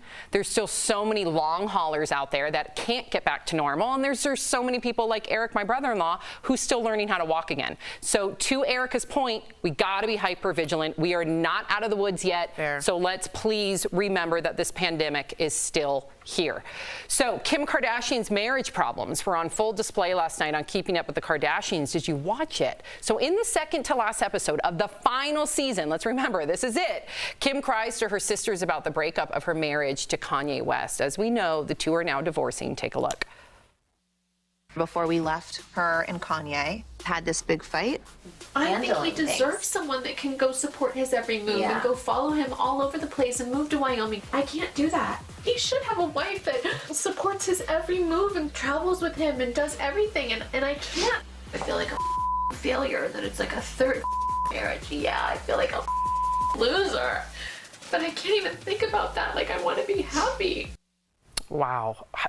Listen, a lot of people say that Kim Kardashian is not relatable. That's very relatable. I was just going to say, who cannot relate to that? Of feeling like a loser because you've gone through 3, and just being unlucky in relationships. That's super real. And Kim has sort of a fakeness to her. When I watch the Kardashians, she's always sort of putting on a face. That's the real Kim. She feels like she let a lot of people down. And I think everyone can relate to that. I do. What do you think? You've been there.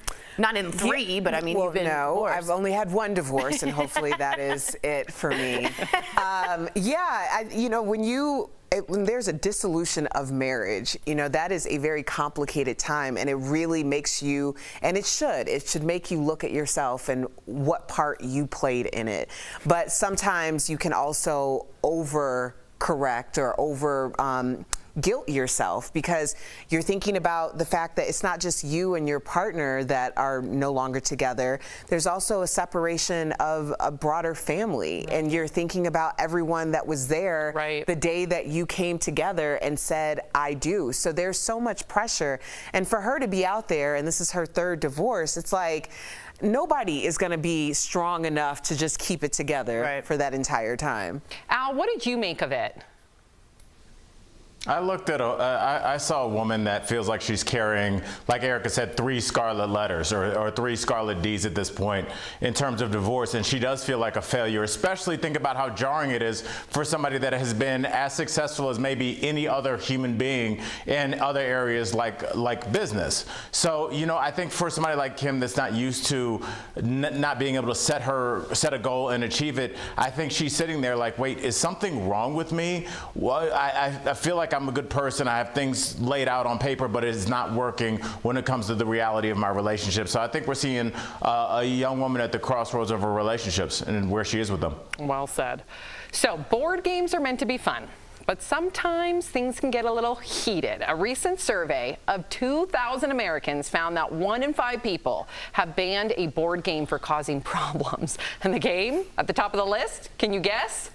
Monopoly. It's the most debated and most forbidden board game of all time because it leads to fights with family and friends. Does not surprise me at all. It also takes like 10 years to finish a Monopoly. I mean, am I right? Yeah. I've been on vacation and it's been 2 weeks and I'm like, well, who's got a hotel? I'm done. I can't with this. So it's a very long-term burn. It's a slow burn. A lot of money. Some people, you think the banker's always cheating.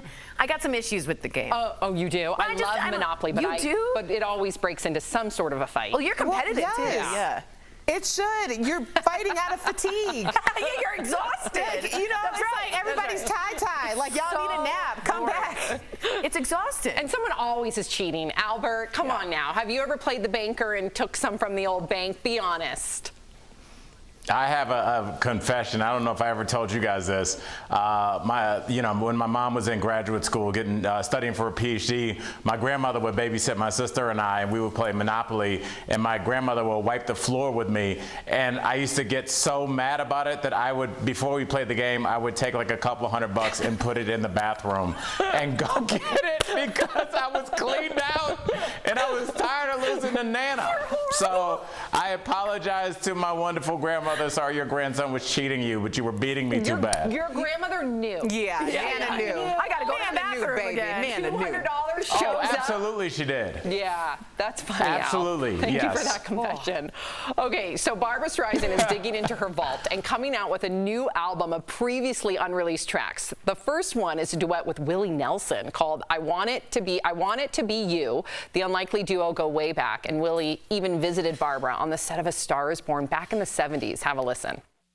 If I had a choice of only one friend in this world, you know that I want it to be you. I love that woman. Ooh, you love that? So Barbra Streisand does really good duets. Her voice can go with anyone. No, I didn't know she and Willie Nelson happened to go way back, but it's just a lovely friendship. But Willie Nelson will no longer sing because of his lungs. He has really a hard time. He smoked a lot of marijuana. That's not a shock.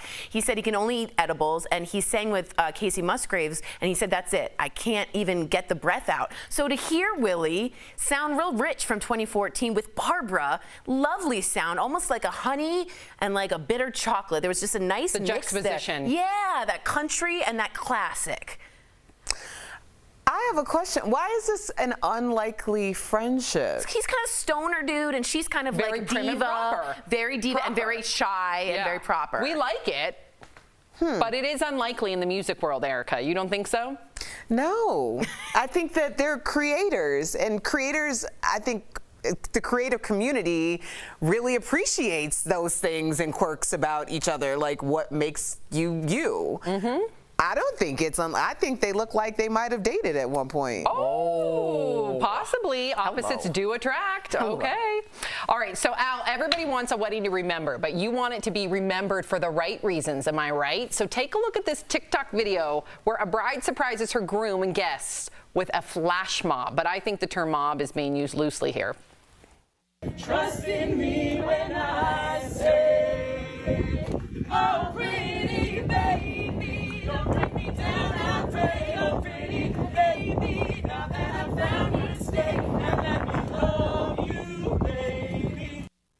So where's the people? What was that? That was a low-key flex. They wanted y'all to see how beautiful that whole ceremony was. So then somebody started singing, so it Who go was viral. singing? Like 2 people, and it wasn't well. Sorry. What did you think about that, Al? It was embarrassing. You know, it's very hard for weddings themselves to not be embarrassing. You know, it starts off as love, but then because people do want to up the ante, then now somebody's releasing doves, and then there's a flash mob and white turtles with things like symbolizing no one cares. Get to the wedding, get it over with so we can get to the open bar, for God's sake. Would you like it if you were at a wedding now and the bride and groom and their bridesmaids and groomsmen broke out to Thriller? Yeah. Oh, that's so embarrassing. Did that happen at Tori's wedding? No! No! I love how he put it on Tori. My wedding. We practiced day in and day out with that wedding. Wow. Oh, we nailed it. Practice day in and day out. Yes, we did. We had the lead dancer of Michael Jackson's troupe before he passed away teach us how to do the actual Thriller dance. And your wedding was on Halloween, so and that it was even on works. Halloween. It was very appropriate, and people loved it. We'll be right back. People love. Closed captioning provided by. We've all got.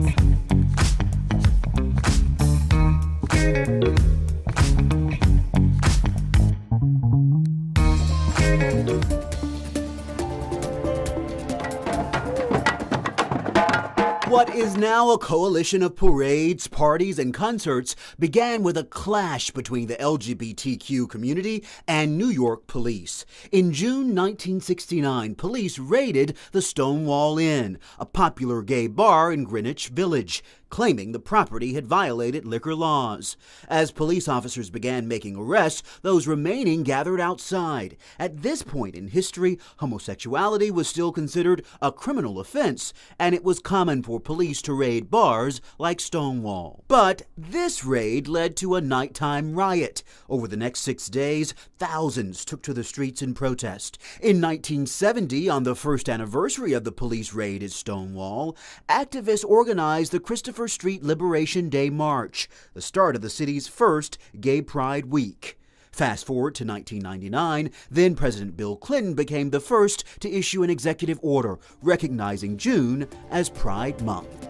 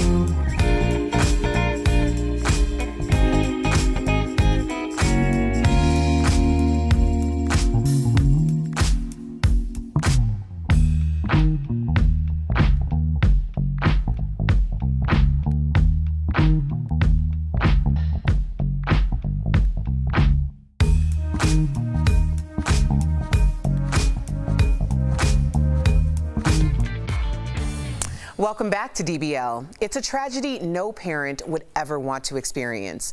In 2003, Dave Kane lost his son, Nick, in a nightclub fire in Rhode Island. And since then, Dave believes his son has been communicating with him and his family in the most mysterious ways.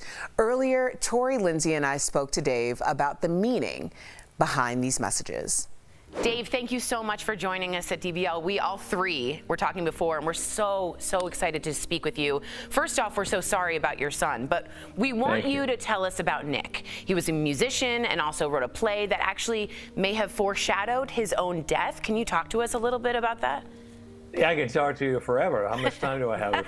3 hours to do it. Yeah, Nick is a wonderful boy, and we always talk about Nick in present tense. We don't allow ourselves to say, you know, Nick used to like this pizza. Right. We say he likes the pizza. We continue. As you mentioned, a year before he passed, he wrote a play called They Walk Among Us. The play is about teenagers who die and come back as angels. Wow. And beginning the day after the fire, we started to get signs from Nicky, not all, but many, around the number 41. This was his number. Nick loved 41. He'd get in the car with me and say, Dad, look, it's 241. We'd see a license plate, Dad, 4141. We didn't know what it was. We couldn't figure it out. When he passed, he was 18 and 23 days, 41. The station nightclub is at latitude 41.41. Wow. The fire call box at the station was 4414. And on the cover of my book is a sketch of Nicky from a videotape we found a year after he passed. And in the videotape, his mom's holding him. He's about 4 months old, and he has a little baseball uniform on, and the number on the cap is 41. Wow. So when did you first realize that Nick might be trying to communicate with you?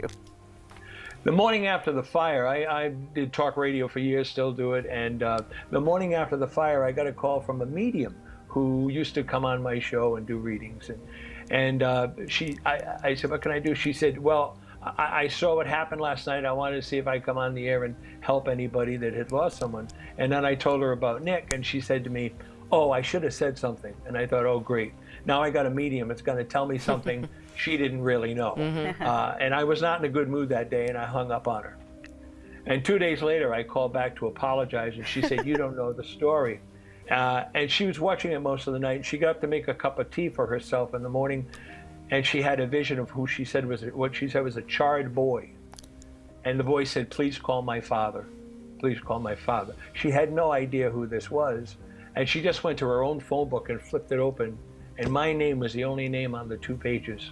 Wow. And she said, well, I'll go on Dave Kane's radio show and find out who he is, never realizing it was Nicky. Oh my gosh.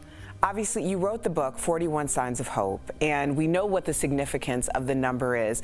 But has there ever been a time where you've identified 41 and you just almost like you just shook your head, like it just in disbelief? Well, it goes on constantly. It goes on constantly. But then we started to realize that in Scripture, 40 days is always the time when the pogrom happened. You know, 40 days of the rain, and on the 41st day is the rainbow and the dove.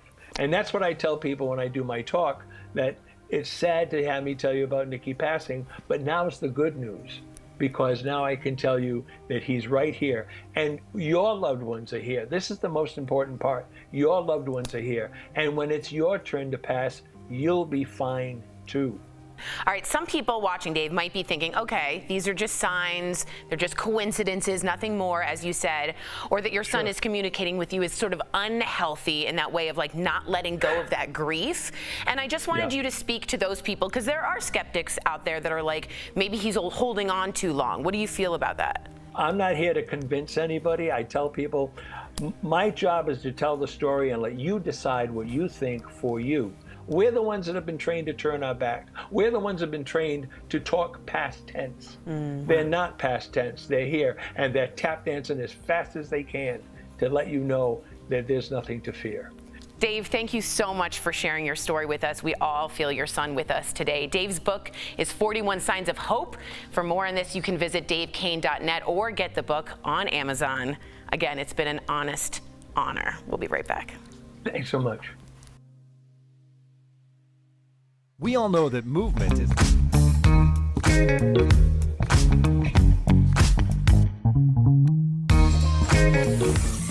Scientists now believe immunity against coronavirus could last years if you meet a couple of criteria. Let's connect the dots. Researchers have found people who recovered from COVID and then were vaccinated could have long-lasting immunity and will probably not need booster shots. Unfortunately, the same is probably not true for people who just had the vaccine or people who recovered from COVID but aren't vaccinated. The new research is from 2 studies that looked at coronavirus immunity. One published in the journal Nature found that cells in your bone marrow remember COVID and can churn out antibodies when needed. The other found that memory B cells, an integral part of the immune system, are still going strong a year after infection. The problem with viruses is they are always changing, and those variants can evade that hard-won immunity. But according to this research, the immune response created by a previous infection and the vaccine is so strong it can fight variants.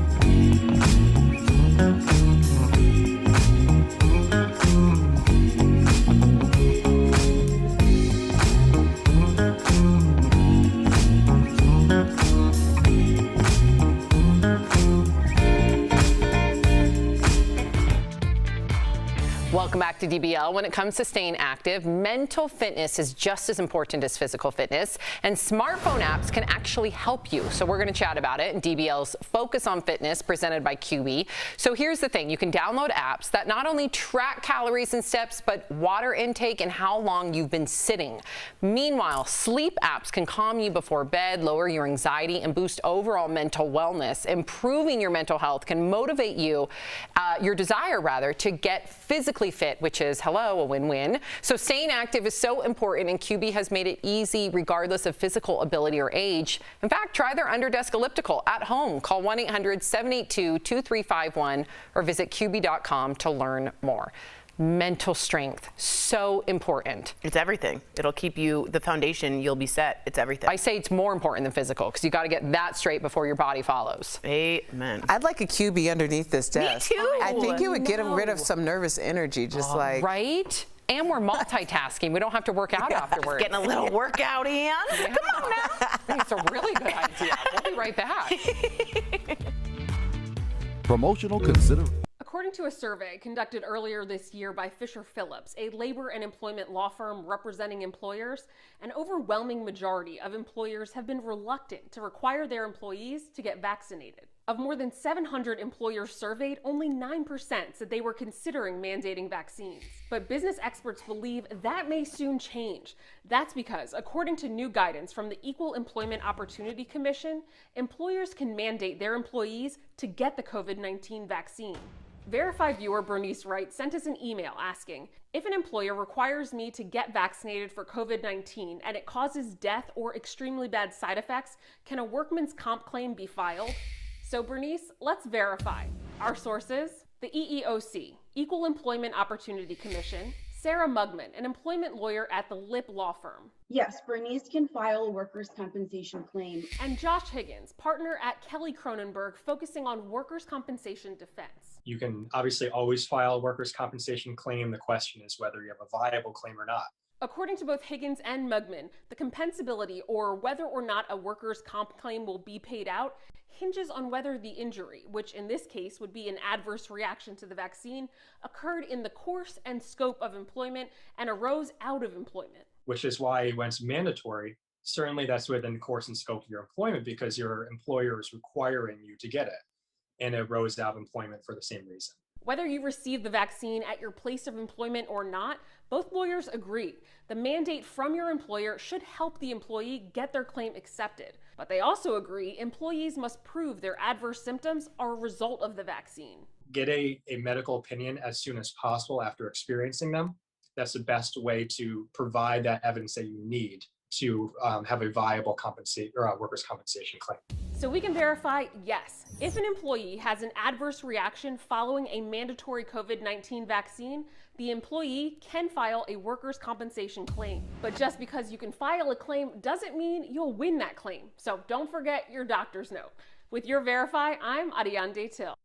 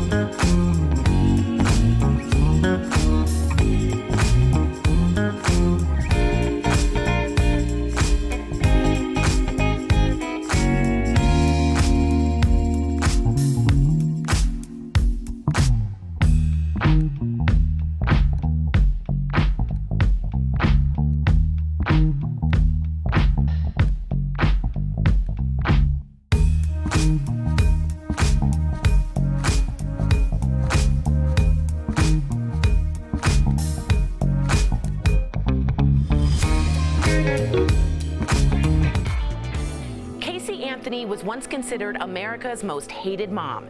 In 2011, she was found not guilty in the death of her 2-year-old daughter, Kaylee. For the first time since, her former cellmates are dishing it all in the brand new Lifetime series, Cellmate Secrets, which is out today. Next week, we sit down with one of her cellmates, Robin Adams. Casey told me things no one else knew. She said, that's not my daughter. What does she think happened to Kaylee? That's next week on DBL. Whew, a truly chilling story and interview. Welcome back to DBL. Al's back. Tori, you got comments? Yes, Wilhelmina wrote in and says that couple was so cute, speaking about the couple getting married with the flash mob that we all made fun of. And Reese says the wedding flash mob could have used a little bit more work, where Kristen said, did we watch the same video? What flash mob? That's funny. It's a flex. Nobody can deny how beautiful, that scene was. Okay? It reminded me of your and Anthony's wedding. You didn't have a lot of people, No, but you were. You can't deny that it was a mob. It was not a mob. A mob is 4 or more people. That was not. Those are just 2 random couples that just stood up and started singing. Fair. That's true. That's true. Speaking of anniversaries, Erica's 5-year. Add a 0. My parents' 50th. Happy 5-0. Mom and Dad, you truly are the example, and I hope you guys enjoy your time together today and your special dinner tonight. Oh. I will see you next week, and Mark and I will celebrate y'all when you guys get here. Oh, that's so What are you doing tonight, real quick? We're just gonna do a little drinkies and some dinner. And see what happens. Maybe a little flash mob. DBL's new every day. We'll see you Monday. Bye, guys.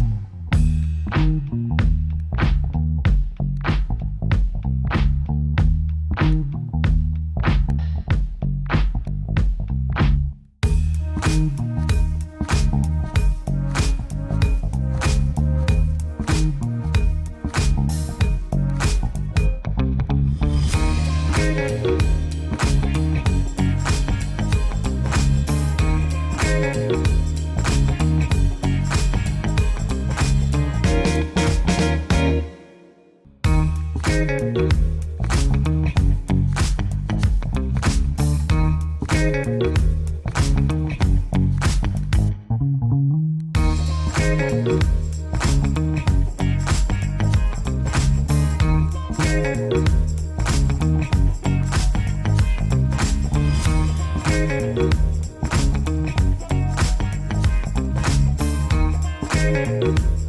about today on Daily Blast Live. Graduation season is here, with one valedictorian flipping the script. This is a problem, and it's a problem that cannot wait. Then, the heartwarming moment a teacher steps in to save the day. Plus, why did this graduate make it rain on stage? A man loses his son in a horrific nightclub fire. The mysterious ways he believes they still communicate. And radio and TV personality Bobby Bones is here. How does he pull off the stunts on his new show? Real, honest, entertaining, live. DBL starts right now. Welcome to DBL. It is Friday, June 4th. I'm Sam here with Tori and Erica, Mr. Al, joining us from home. I thought it was going to be a ladies' day, but I'm excited to have Al join us. I'm just kidding. No, Al, you're the perfect person to join the ladies' panel. Am I right? Absolutely. Well, if you label it the ladies' panel, then I'm not really joining. I'm an outsider. Well, you're not technically here in the studio. Way to put him out. But don't worry, this is Thank the you last for reassuring day. me. Don't worry, Al, this is the last day. And to our viewers, too, you know, we removed the plexiglass. This is the last day we're going to have our fourth host on Zoom. Soon they're going to be here in the studio starting Monday. That's exciting. I want to cheer, but I'm going to miss my Pink Palace. Alienated. Thank you. All right, let's get to it because it is graduation season, right? Left and right, we're seeing all the different graduates doing their thing, their walk, their speeches. Speaking of which, all across the country, after we've seen their big achievements and their walks and their speeches, we do have a couple of graduation-related stories that we want to talk to you about, okay? So up first, you may have heard this story. A Dallas valedictorian who decided she was going to ditch her pre-approved speech and instead speaks out against the heartbeat abortion law in Texas, which did recently pass. Here's some of what she said at that graduation. I have dreams and hopes and ambitions. Every girl graduating today does. And we have spent our entire lives working towards our future. And without our input and without our consent, our control over that future has been stripped away from us. I am terrified that if my contraceptives fail, I am terrified that if I am raped, then my hopes and aspirations and dreams and efforts for my future will no longer matter. Wow. So what do you think of her choice to ditch her speech and get political? Is this fair to the other students who are graduating that day and their parents who are there as well? We are getting in so many comments. Tori, what do you make of this?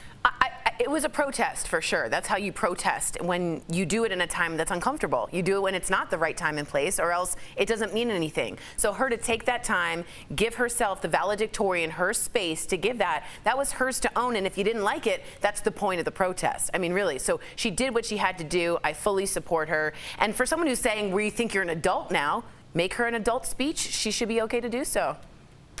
I think that she had her platform, which she earned. And we all make decisions about how we are going to utilize our platform. I have a really hard time criticizing someone who is talking about having full autonomy over their bodies and not having someone else encroach on that decision. So if other people feel like they were encroached upon, I would just like them to think about that in terms of women's bodies and women's rights. Al, what did you make of it? There's a lot to unpack here, Sammy. Of course, I believe that a woman has a right to advocate. We all have a right to advocate for women and their autonomy over their bodies. But I am going to push back a little bit. I do think there's a time and a place.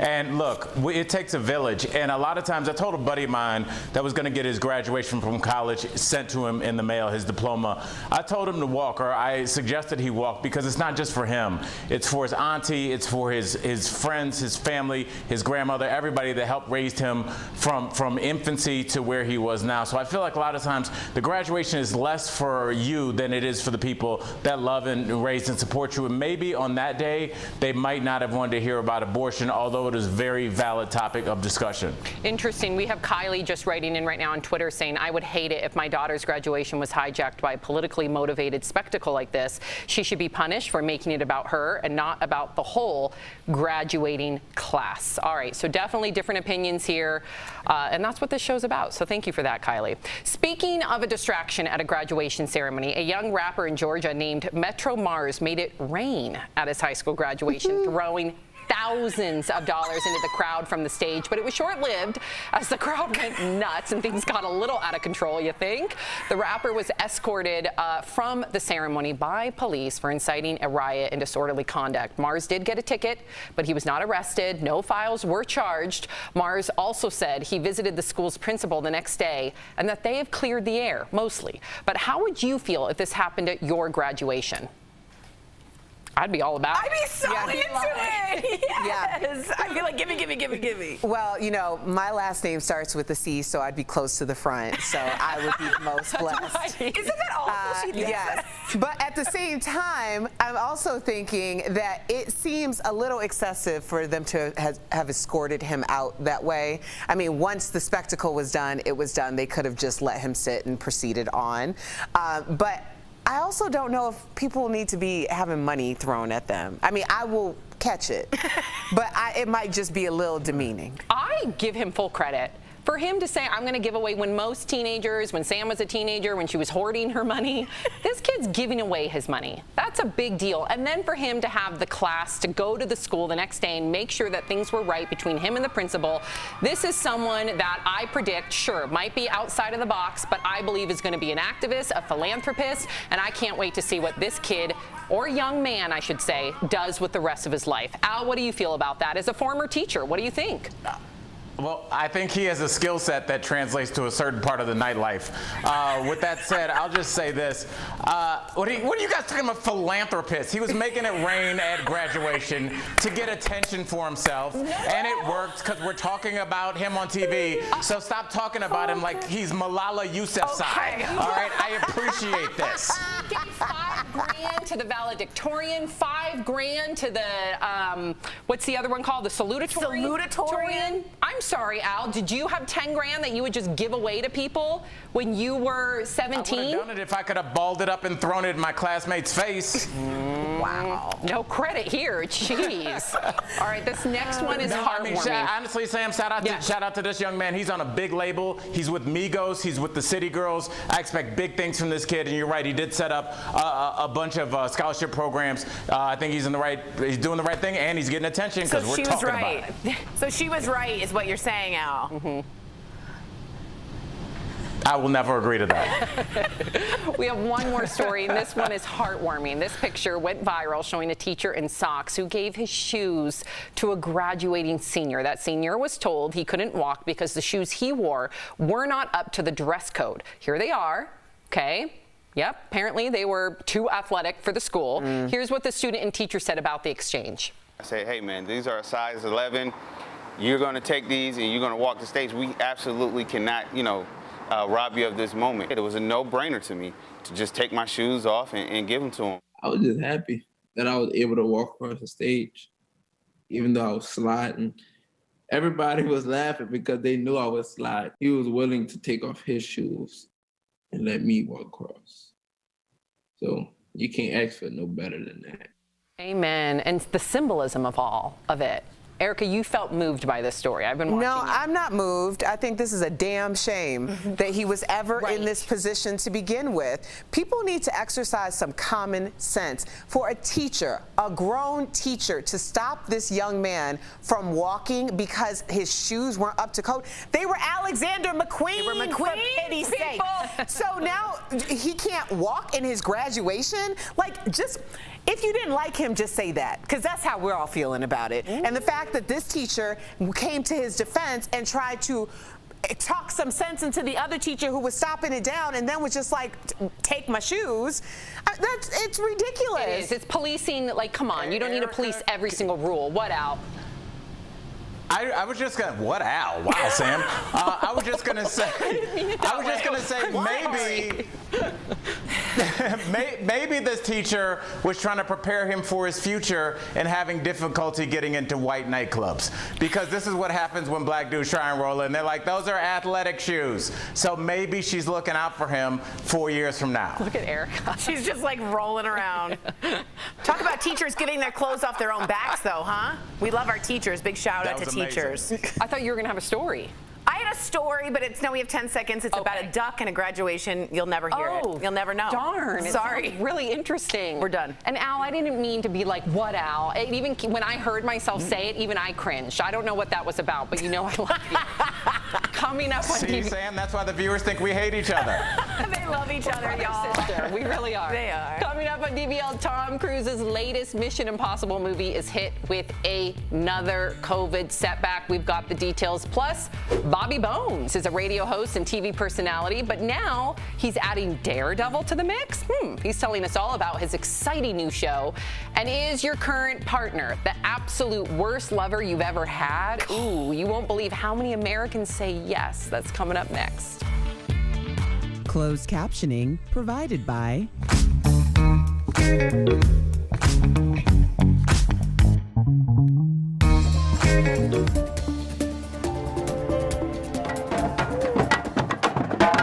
What is now a coalition of parades, parties, and concerts began with a clash between the LGBTQ community and New York police. In June 1969, police raided the Stonewall Inn, a popular gay bar in Greenwich Village, claiming the property had violated liquor laws. As police officers began making arrests, those remaining gathered outside. At this point in history, homosexuality was still considered a criminal offense, and it was common for police to raid bars like Stonewall. But this raid led to a nighttime riot. Over the next 6 days, thousands took to the streets in protest. In 1970, on the first anniversary of the police raid at Stonewall, activists organized the Christopher Street Liberation Day March, the start of the city's first Gay Pride Week. Fast forward to 1999, then President Bill Clinton became the first to issue an executive order recognizing June as Pride Month.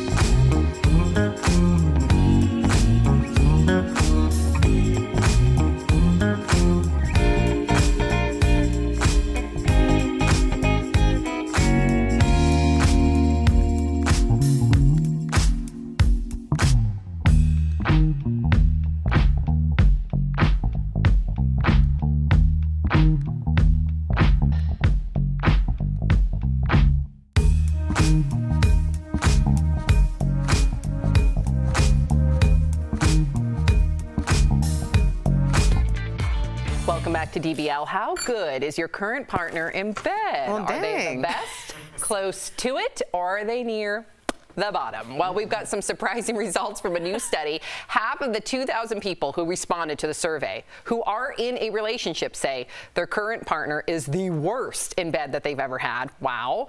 Which begs the question, is love making that important in a relationship?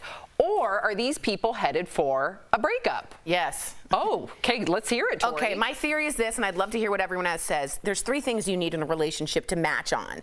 Religion, and I don't mean the same religion, but the observancy level. Money, you have to value money the same if one's frugal, one spends a lot, and then sex. If you're kinky and your guy's not, or the other way around, there ain't never gonna be a gel. Those 3 need to be gelled or you're done. That's my theory. Erica? I like your theory. Yeah. I think there's a fourth, and that's the village. Whether that's the village of your family or friends, but you have to have both sides that come together as well on some level. But I do think it is important that your freak number is within 1 to 2 numbers of each other. Okay. You cannot be a freak number of 10 and be with a freak number of 2. It has to be like a 10 and an 8, or like a 2 and a 4. That makes sense. I will add 1 now. You guys 3, 4, 5. I'll add a 5th thing, and Al, I want to hear from you, an aphrodisiac. So nothing gets me more in the mood when I see my husband, and this is PG, don't worry, when I see my husband take out the garbage. When he Acts of service. Yes, he plants some bushes. Okay. He helps clean the house. When I see him do those things, organize the pantry, then I am ready to go. Now, I don't care how good in bed he is. If that arc is not achieved, I'm kind of like, no? Wow. I mean, you're not buying I it? guess. I mean, watching Mrs. Doubtfire must have got you hot. Look, I do Al, that's so appreciate not- what you're saying. So many people agree with But me, you're- trust me. Acts of service. It makes it's a love language. Would you guys knock it off? No. We just said in a survey that 1,000 people out of 2,000 said that their partner is the absolute worst. And I don't think that that's a physical performance. I think that's reflective of the 50% divorce rate, because when people get married, if they get married to the wrong person, you start to resent that person, and the first thing that goes is the sex life. So when you're in a happy marriage, like you three, you guys are, everything's fine in the bedroom as long as the pantry is arranged. True. But you know, when you don't like your partner, I could see that almost no matter what they do, even if they kind of did the same thing, you resent them, so you're not going to have that sexual chemistry. But Albert, it works both ways. You know, if your partner cooked up a beautiful dinner, made sure, maybe washed your car, made you feel valued, made you feel appreciated, you're going to want to express your love to her. Does that make sense, Albert? It makes sense, but I'm with Al. Like, I hate to see my husband leave, but I love to see him walk away. Ooh. Yeah! It's our anniversary. Love. 5 years. Amazing, Erica. Love you both. Coming up on DBL, we're catching up with the one, the only Bobby Bones, why he's putting his life on the line in a brand new show next.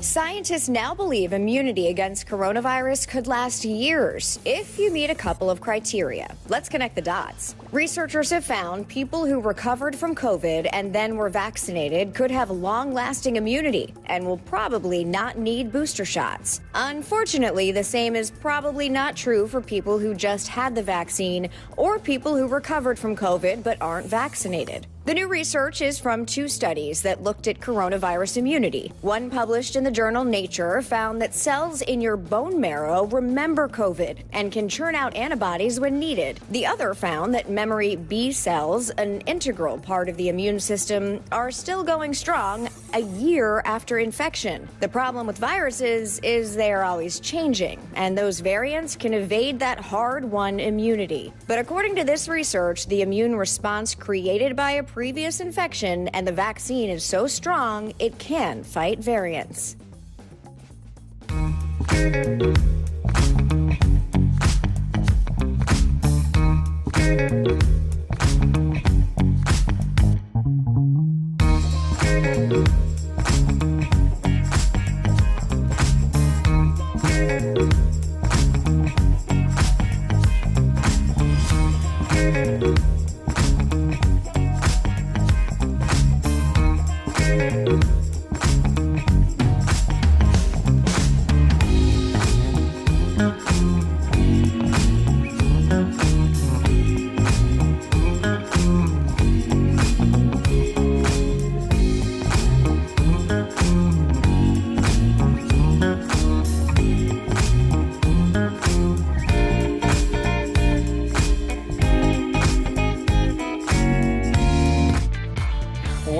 DBL. Bobby Bones is known for putting himself out there. The radio host won season 27 of Dancing with the Stars. And now he's a new show called Breaking Bobby Bones, where he actually puts his life on the line. Brandon and I caught up with Bobby earlier in today's Chatting with the Stars. Bobby Bones, welcome to DBL. You have my favorite name ever. You're getting married this summer. Mazel tov. Hey. Congratulations. I wanted to find out about the nerves, the cold feet, and also I'm Jewish, so I have to ask, is there a baby coming? Nerves, I guess there are some. Just we had to delay it once because of the pandemic, and we decided we're not delaying it again. Good for you. So, it's going to happen later this summer, but we feel good. Like, we feel like our timing is right. Cold feet, none. Good. And there's no baby on the way now. We had actually had this talk at dinner last night. It's like, hey, when do we think we're going to actually, try to have a kid? I mean, probably in the next 2 years. Right. So there is no baby yet. We have 2 dogs right now. Yeah, you're baby like me. talk is happening. We're just not there quite this second. Yeah, fur babies are totally count. I loved every second of that, but the best answer was no to cold feet. You're a smart man, that's true. Bobby. You're a smart man. All right. That's true. You won season 27 of Dancing with the Stars. What did you think about Tyra Banks hosting this past season? I thought she was good. She's what that show needed. She's known. She is a good host. She is glamorous like that. I mean, listen, when they had me glamming up on that show, I was like, man, what is happening? I got so many jewels on my body. I think she's kind of the perfect person for that show. And Breaking Bobby Bones, you're kayaking, blindfolded, dangling over the Grand Canyon, even submerging yourself underwater. Oh, God. Why? Why, Bobby? Why do you want to do this to yourself? 2, 1, go! I asked myself the same thing, but it started off when I created the show. It was about me traveling all over and learning about people who've gone through some crazy adversity, more than it was any sort of task. And then I started to find out they have really interesting hobbies or careers, and then I wanted to make myself uncomfortable as well, because the whole show is about people that have gone through some crap and come out the other side, and that serving as an inspiration to people watching the show. And then I realized that every episode I need to put me in a situation that I'm not comfortable in, because I hate adventure, guys. I have no interest in it, but I'm doing something every episode that pushes me to my limit, so people can see that it's okay to not be good at something, but it's not okay to not try. And the first episode is Mike D. He was in prison. He was in gangs. He found a new way to do rope access, and I'm hanging 4,000 feet over the Grand Canyon, miserable. But I needed to do that so people could see that I'm facing my fears. And real growth only comes from being uncomfortable. Can I just say really quick, that's such a Buddhist statement. You're supposed to get comfortable with being uncomfortable. And although that's not easy, it's a life worth living in the Buddhist way. So I totally appreciate that. Can I just ask whose idea was it? Like, did you want to do this, or did someone come up with a name, Breaking Bobby Bones, because it's a great name? Like, how did the origin of this start? A prank? Yeah, the prank, right. The hook of the show is, will I die? Will I get hurt? But the real reason that we hope it's going to last is because of the stories of the people. And this is the reverse of Instagram. It's the reverse of Facebook, where people are only posting successes and how good they look. This is people showing you the struggle they've been through and how they got to the other side, hopefully providing inspiration. So good or bad, I created the show. It's a baby that I hope is going to have a long life. I hope I also get to live a long life with this show. And so that's the origin of it, my dumb mind. I love it. So in reality, you are having a baby, and it's this great show. See how I made that full circle? I saw that. Break a leg. Unbelievable. Really good. Catch Bobby risking his life in Breaking Bobby Bones. Great name. Airing Sundays on National Geographic TV. Bobby, always a pleasure to speak with you. We'll be right back. Thank you, guys. Promotional consideration is brought to you by a labor and employment law firm representing employers. An overwhelming majority of employers have been reluctant to require their employees to get vaccinated. Of more than 700 employers surveyed, only 9% said they were considering mandating vaccines. But business experts believe that may soon change. That's because, according to new guidance from the Equal Employment Opportunity Commission, employers can mandate their employees to get the COVID-19 vaccine. Verified viewer Bernice Wright sent us an email asking, if an employer requires me to get vaccinated for COVID-19 and it causes death or extremely bad side effects, can a workman's comp claim be filed? So Bernice, let's verify.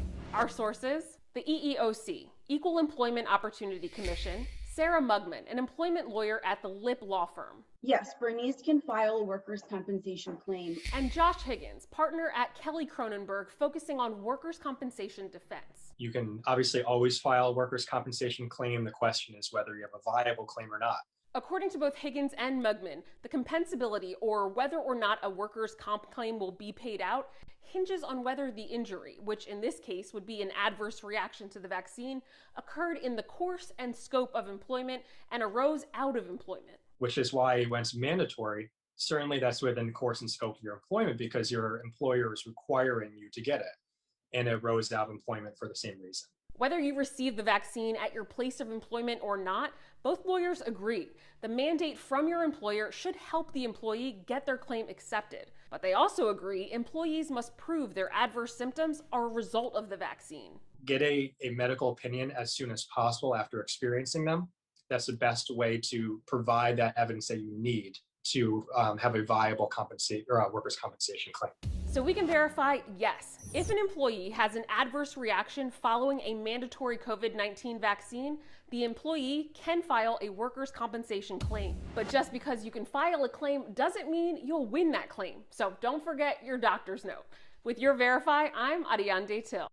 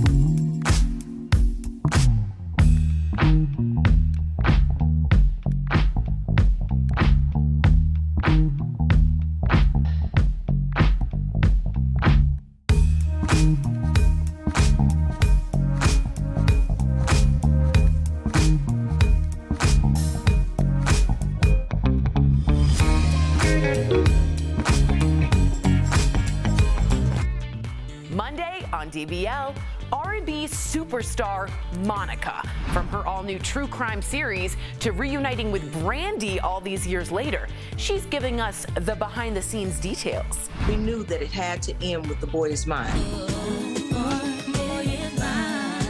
That's Monday right here on DBL.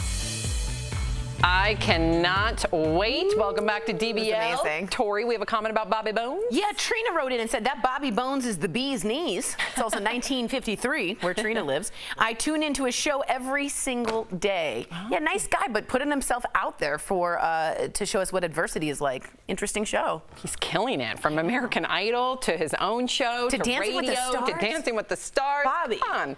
If you're leaving us, you can watch the second half of the show on Facebook or YouTube. But if you're sticking around, here's what's coming up.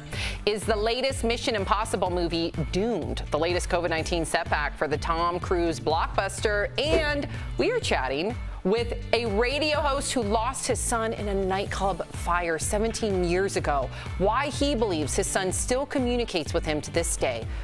DBL's New Every Day. We'll be right back.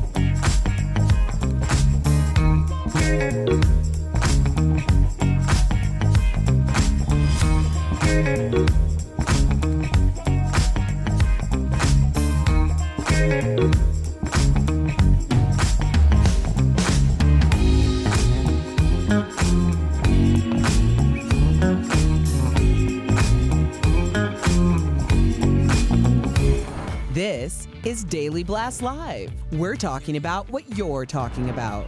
Real, honest, entertaining, live. DBL starts right now. Welcome to DBL. I'm Sam here with Tori and Erica. Albert joins us from home. So production on the new Mission Impossible film has been shut down again. Tom Cruise has been forced to self-isolate for 2 weeks in the UK after he came into contact with 4 female dancers on set who tested positive for the virus. 10 crew members also reportedly tested positive. This is the latest setback for the film, which was shut down in February last year because of the pandemic. Production resumed in the fall, but then in December, Tom made headlines after leaked audio of him yelling at crew members for breaking COVID protocols. Went viral. Of course, we talked about that. Al, what do you think of this latest setback for the film?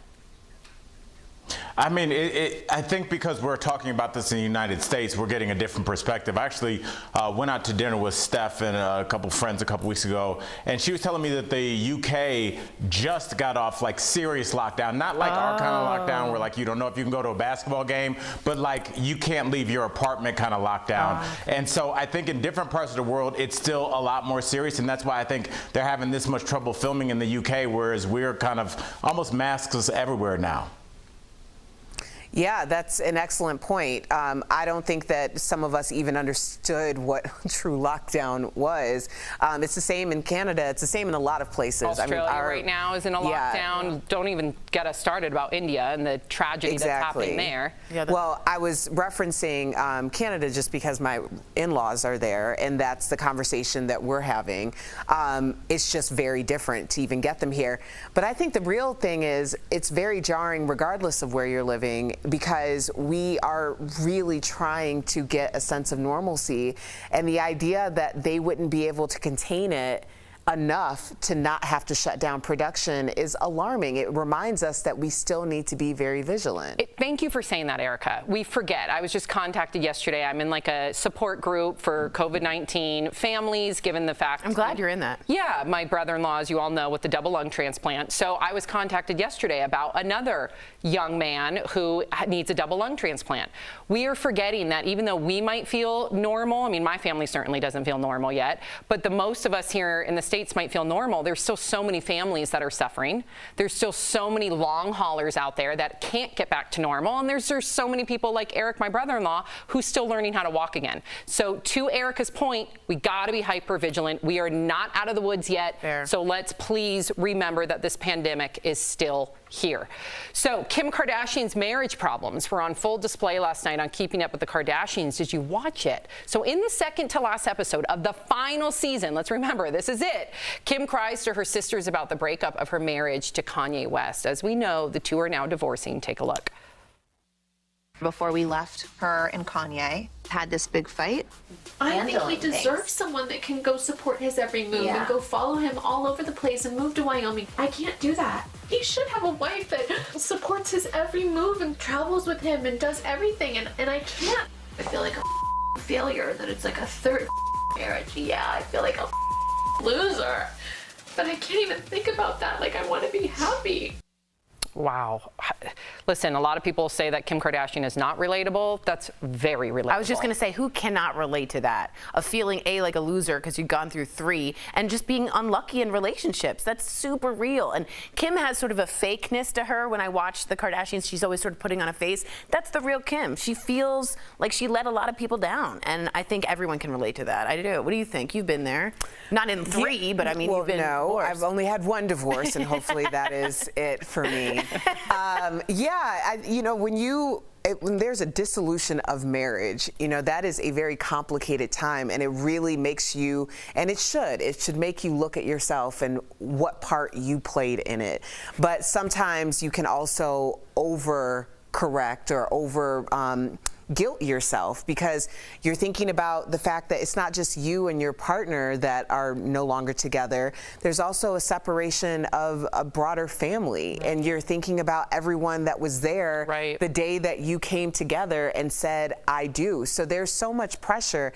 And for her to be out there, and this is her 3rd divorce, it's like, nobody is going to be strong enough to just keep it together for that entire time. Al, what did you make of it? I looked at I saw a woman that feels like she's carrying, like Erica said, 3 scarlet letters or 3 scarlet Ds at this point in terms of divorce, and she does feel like a failure. Especially think about how jarring it is for somebody that has been as successful as maybe any other human being in other areas like business. So I think for somebody like Kim that's not used to not being able to set a goal and achieve it, I think she's sitting there like, wait, is something wrong with me? Well, I feel like I'm a good person. I have things laid out on paper, but it is not working when it comes to the reality of my relationship. So I think we're seeing a young woman at the crossroads of her relationships and where she is with them. Well said. So board games are meant to be fun, but sometimes things can get a little heated. A recent survey of 2,000 Americans found that 1 in 5 people have banned a board game for causing problems. And the game at the top of the list, can you guess? Monopoly. It's the most debated and most forbidden board game of all time because it leads to fights with family and friends. Does not surprise me at all. It also takes like 10 years to finish a Monopoly. I mean, am I right? Yeah. I've been on vacation and it's been 2 weeks and I'm like, well, who's got a hotel? I'm done. I can't with this. So it's a very long-term burn. It's a slow burn. A lot of money. Some people, you think the banker's always cheating. I got some issues with the game. Oh, you do? I love Monopoly, but but it always breaks into some sort of a fight. Well, you're competitive too. Yeah. It should. You're fighting out of fatigue. You're exhausted. It's like everybody's tie-tie. Like, y'all need a nap. Come back. It's exhausting. And someone always is cheating. Albert, come on now. Have you ever played the banker and took some from the old bank? Be honest. I have a confession. I don't know if I ever told you guys this. When my mom was in graduate school studying for a PhD, my grandmother would babysit my sister and I, and we would play Monopoly, and my grandmother would wipe the floor with me. And I used to get so mad about it that I would, before we played the game, I would take like a couple $100 and put it in the bathroom and go get it because I was cleaned out and I was tired of losing to Nana.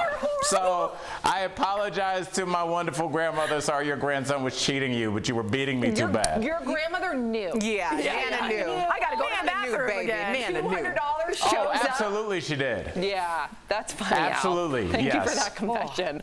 Okay, so Barbra Streisand is digging into her vault and coming out with a new album of previously unreleased tracks. The first one is a duet with Willie Nelson called I Want It to Be You. The unlikely duo go way back, and Willie even visited Barbra on the set of A Star Is Born back in the 70s. Have a listen.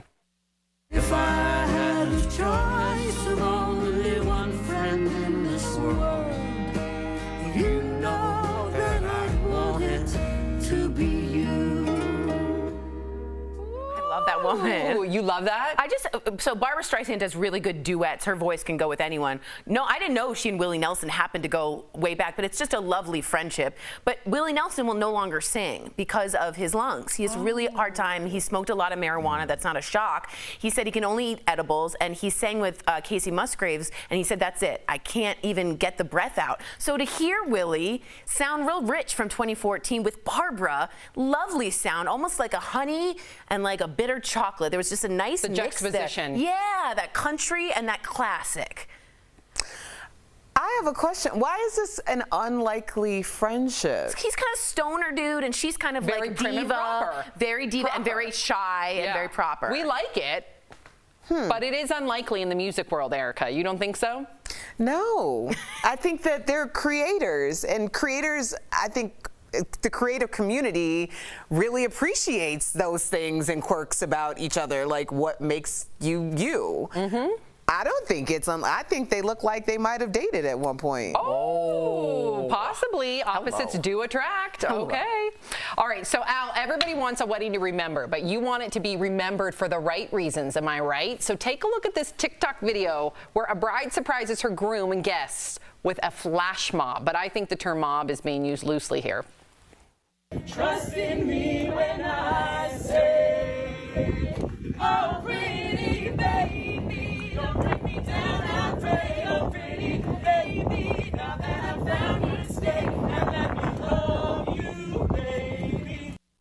So where's the people? What was that? That was a low-key flex. They wanted y'all to see how beautiful that whole ceremony was. So then somebody started singing, so it Who go was viral. singing? Like 2 people, and it wasn't well.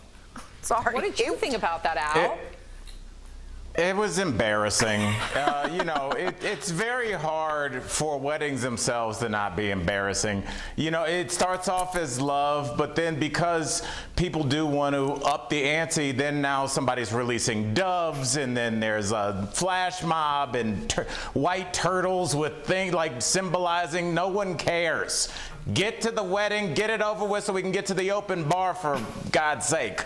Would you like it if you were at a wedding now and the bride and groom and their bridesmaids and groomsmen broke out to Thriller? Yeah. Oh, that's so embarrassing. Did that happen at Tori's wedding? No! No! I love how he put it on Tori. My wedding. We practiced day in and day out with that wedding. Wow. Oh, we nailed it. Practice day in and day out. Yes, we did. We had the lead dancer of Michael Jackson's troupe before he passed away teach us how to do the actual Thriller dance. And your wedding was on Halloween, so and that it was even on works. Halloween. It was very appropriate, and people loved it. We'll be right back. People love. Closed captioning provided by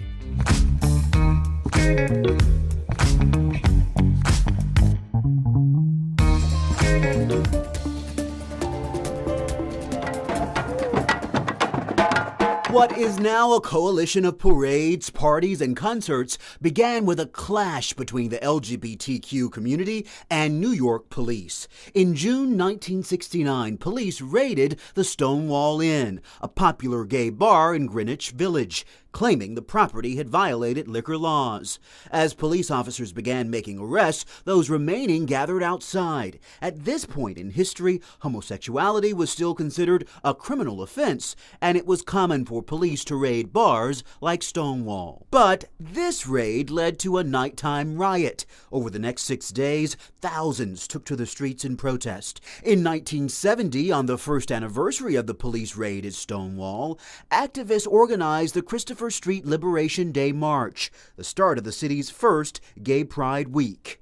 Fast forward to 1999, then President Bill Clinton became the first to issue an executive order recognizing June as Pride Month.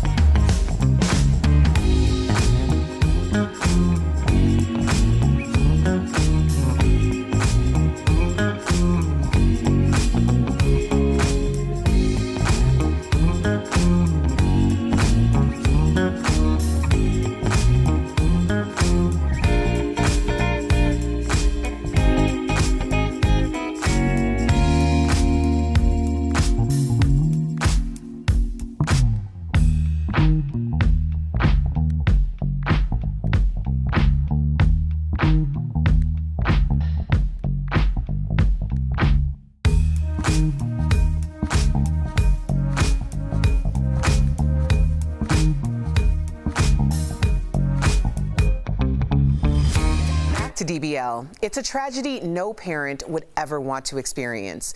In 2003, Dave Kane lost his son, Nick, in a nightclub fire in Rhode Island. And since then, Dave believes his son has been communicating with him and his family in the most mysterious ways. Earlier, Tori, Lindsay, and I spoke to Dave about the meaning behind these messages. Dave, thank you so much for joining us at DBL. We all three were talking before, and we're so excited to speak with you. First off, we're so sorry about your son, but we want you to tell us about Nick. He was a musician and also wrote a play that actually may have foreshadowed his own death. Can you talk to us a little bit about that? Yeah, I can talk to you forever. How much time do I have? 3 hours to do it. Yeah, Nick is a wonderful boy, and we always talk about Nick in present tense. We don't allow ourselves to say, you know, Nick used to like this pizza. Right. We say he likes the pizza. We continue. As you mentioned, a year before he passed, he wrote a play called They Walk Among Us. The play is about teenagers who die and come back as angels. Wow. And beginning the day after the fire, we started to get signs from Nicky, not all, but many, around the number 41. This was his number. Nick loved 41. He'd get in the car with me and say, Dad, look, it's 241. And we'd see a license plate, Dad, 4141. We didn't know what it was. We couldn't figure it out. When he passed, he was 18 and 23 days, 41. The station nightclub is at latitude 41.41. Wow. The fire call box at the station was 4414. And on the cover of my book is a sketch of Nicky from a videotape we found a year after he passed. And in the videotape, his mom's holding him. He's about 4 months old, and he has a little baseball uniform on, and the number on the cap is 41. Wow. So when did you first realize that Nick might be trying to communicate with you? The morning after the fire, I did talk radio for years, still do it, and the morning after the fire, I got a call from a medium who used to come on my show and do readings. And I said, what can I do? She said, well, I saw what happened last night. I wanted to see if I could come on the air and help anybody that had lost someone. And then I told her about Nick, and she said to me, oh, I should have said something. And I thought, oh, great. Now I got a medium. It's going to tell me something she didn't really know. And I was not in a good mood that day, and I hung up on her. And 2 days later, I called back to apologize, and she said, you don't know the story. And she was watching it most of the night. She got up to make a cup of tea for herself in the morning, and she had a vision of who she said was, what she said was a charred boy. And the voice said, please call my father. Please call my father. She had no idea who this was. And she just went to her own phone book and flipped it open. And my name was the only name on the 2 pages. Wow. And she said, well, I'll go on Dave Kane's radio show and find out who he is, never realizing it was Nicky. Oh my gosh. Obviously, you wrote the book, 41 Signs of Hope, and we know what the significance of the number is.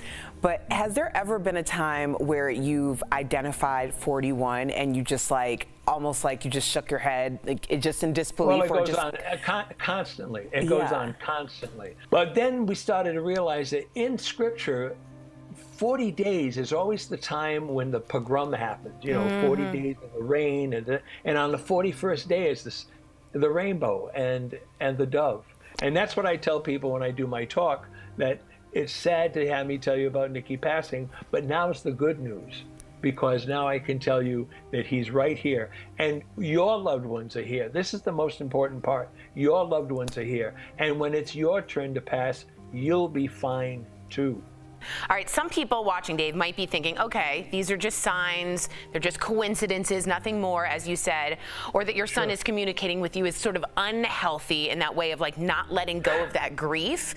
And I just wanted you to speak to those people, because there are skeptics out there that are like, maybe he's holding on too long. What do you feel about that? I'm not here to convince anybody. I tell people, my job is to tell the story and let you decide what you think for you. We're the ones that have been trained to turn our back. We're the ones that have been trained to talk past tense. They're not past tense. They're here, and they're tap dancing as fast as they can to let you know that there's nothing to fear.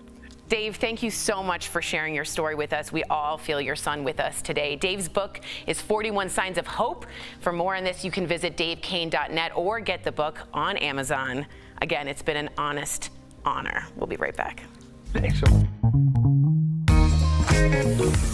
Scientists now believe immunity against coronavirus could last years if you meet a couple of criteria. Let's connect the dots. Researchers have found people who recovered from COVID and then were vaccinated could have long-lasting immunity and will probably not need booster shots. Unfortunately, the same is probably not true for people who just had the vaccine or people who recovered from COVID but aren't vaccinated. The new research is from 2 studies that looked at coronavirus immunity. One published in the journal Nature found that cells in your bone marrow remember COVID and can churn out antibodies when needed. The other found that memory B cells, an integral part of the immune system, are still going strong a year after infection. The problem with viruses is they are always changing, and those variants can evade that hard-won immunity. But according to this research, the immune response created by a previous infection and the vaccine is so strong it can fight variants.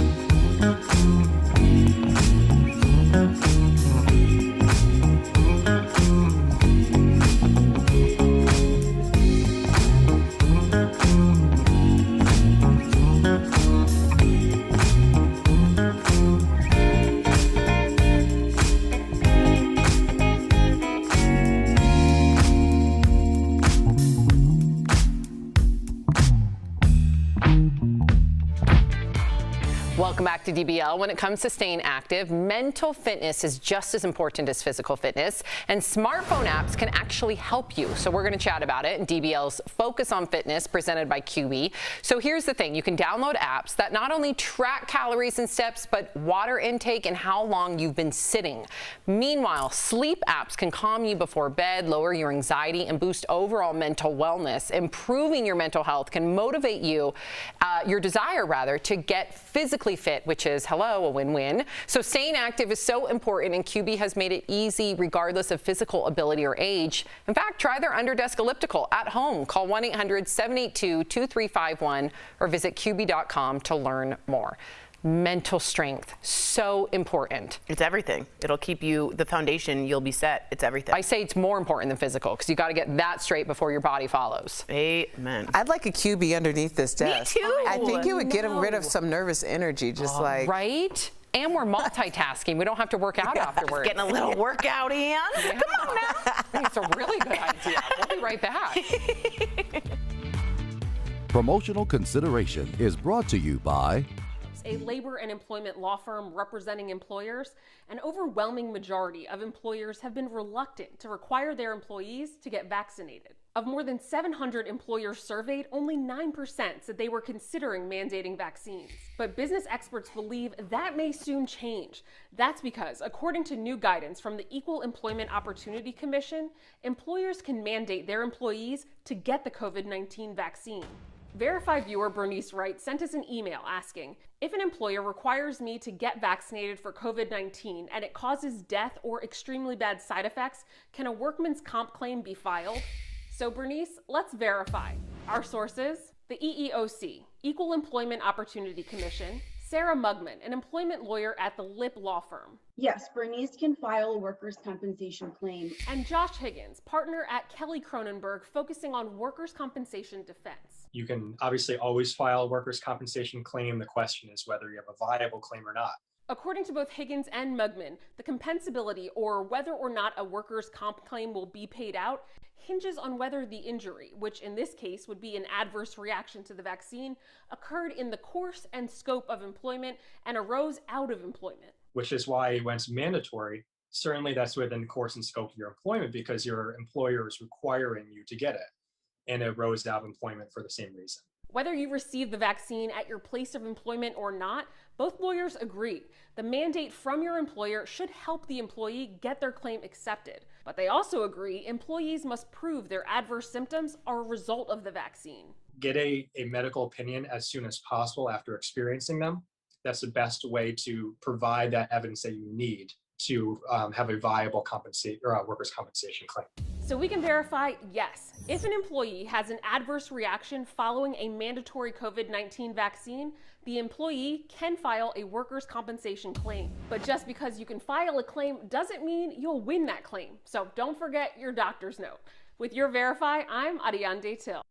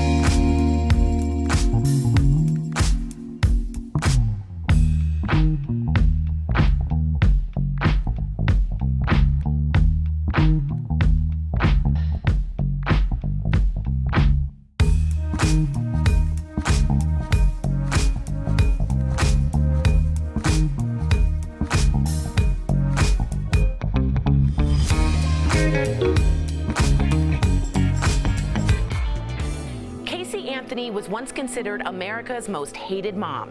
In 2011, she was found not guilty in the death of her 2-year-old daughter, Kaylee. For the first time since, her former cellmates are dishing it all in the brand new Lifetime series, Cellmate Secrets, which is out today. Next week, we sit down with one of her cellmates, Robin Adams. Casey told me things no one else knew. She said, "That's not my daughter." What does she think happened to Kaylee? That's next week on DBL. Whew, a truly chilling story and interview. Welcome back to DBL. Al's back. Tori, you got comments? Yes, Wilhelmina wrote in and says that couple was so cute. Speaking about the couple getting married with the flash mob that we all made fun of. And Reese says the wedding flash mob could have used a little bit more work. Where Kristen said, "Did we watch the same video? What flash mob?"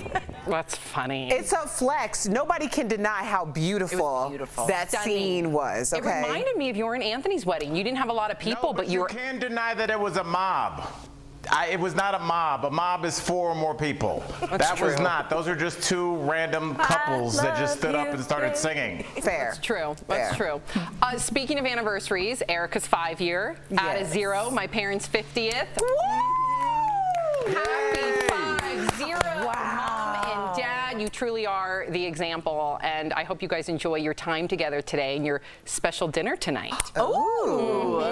I will see you next week, and Mark and I will celebrate y'all when you guys get here. Oh, that's so What are you doing tonight, real quick? We're just gonna do a little drinkies and some dinner. And see what happens. Maybe a little flash mob. DBL's new every day. We'll see you Monday. Bye, guys.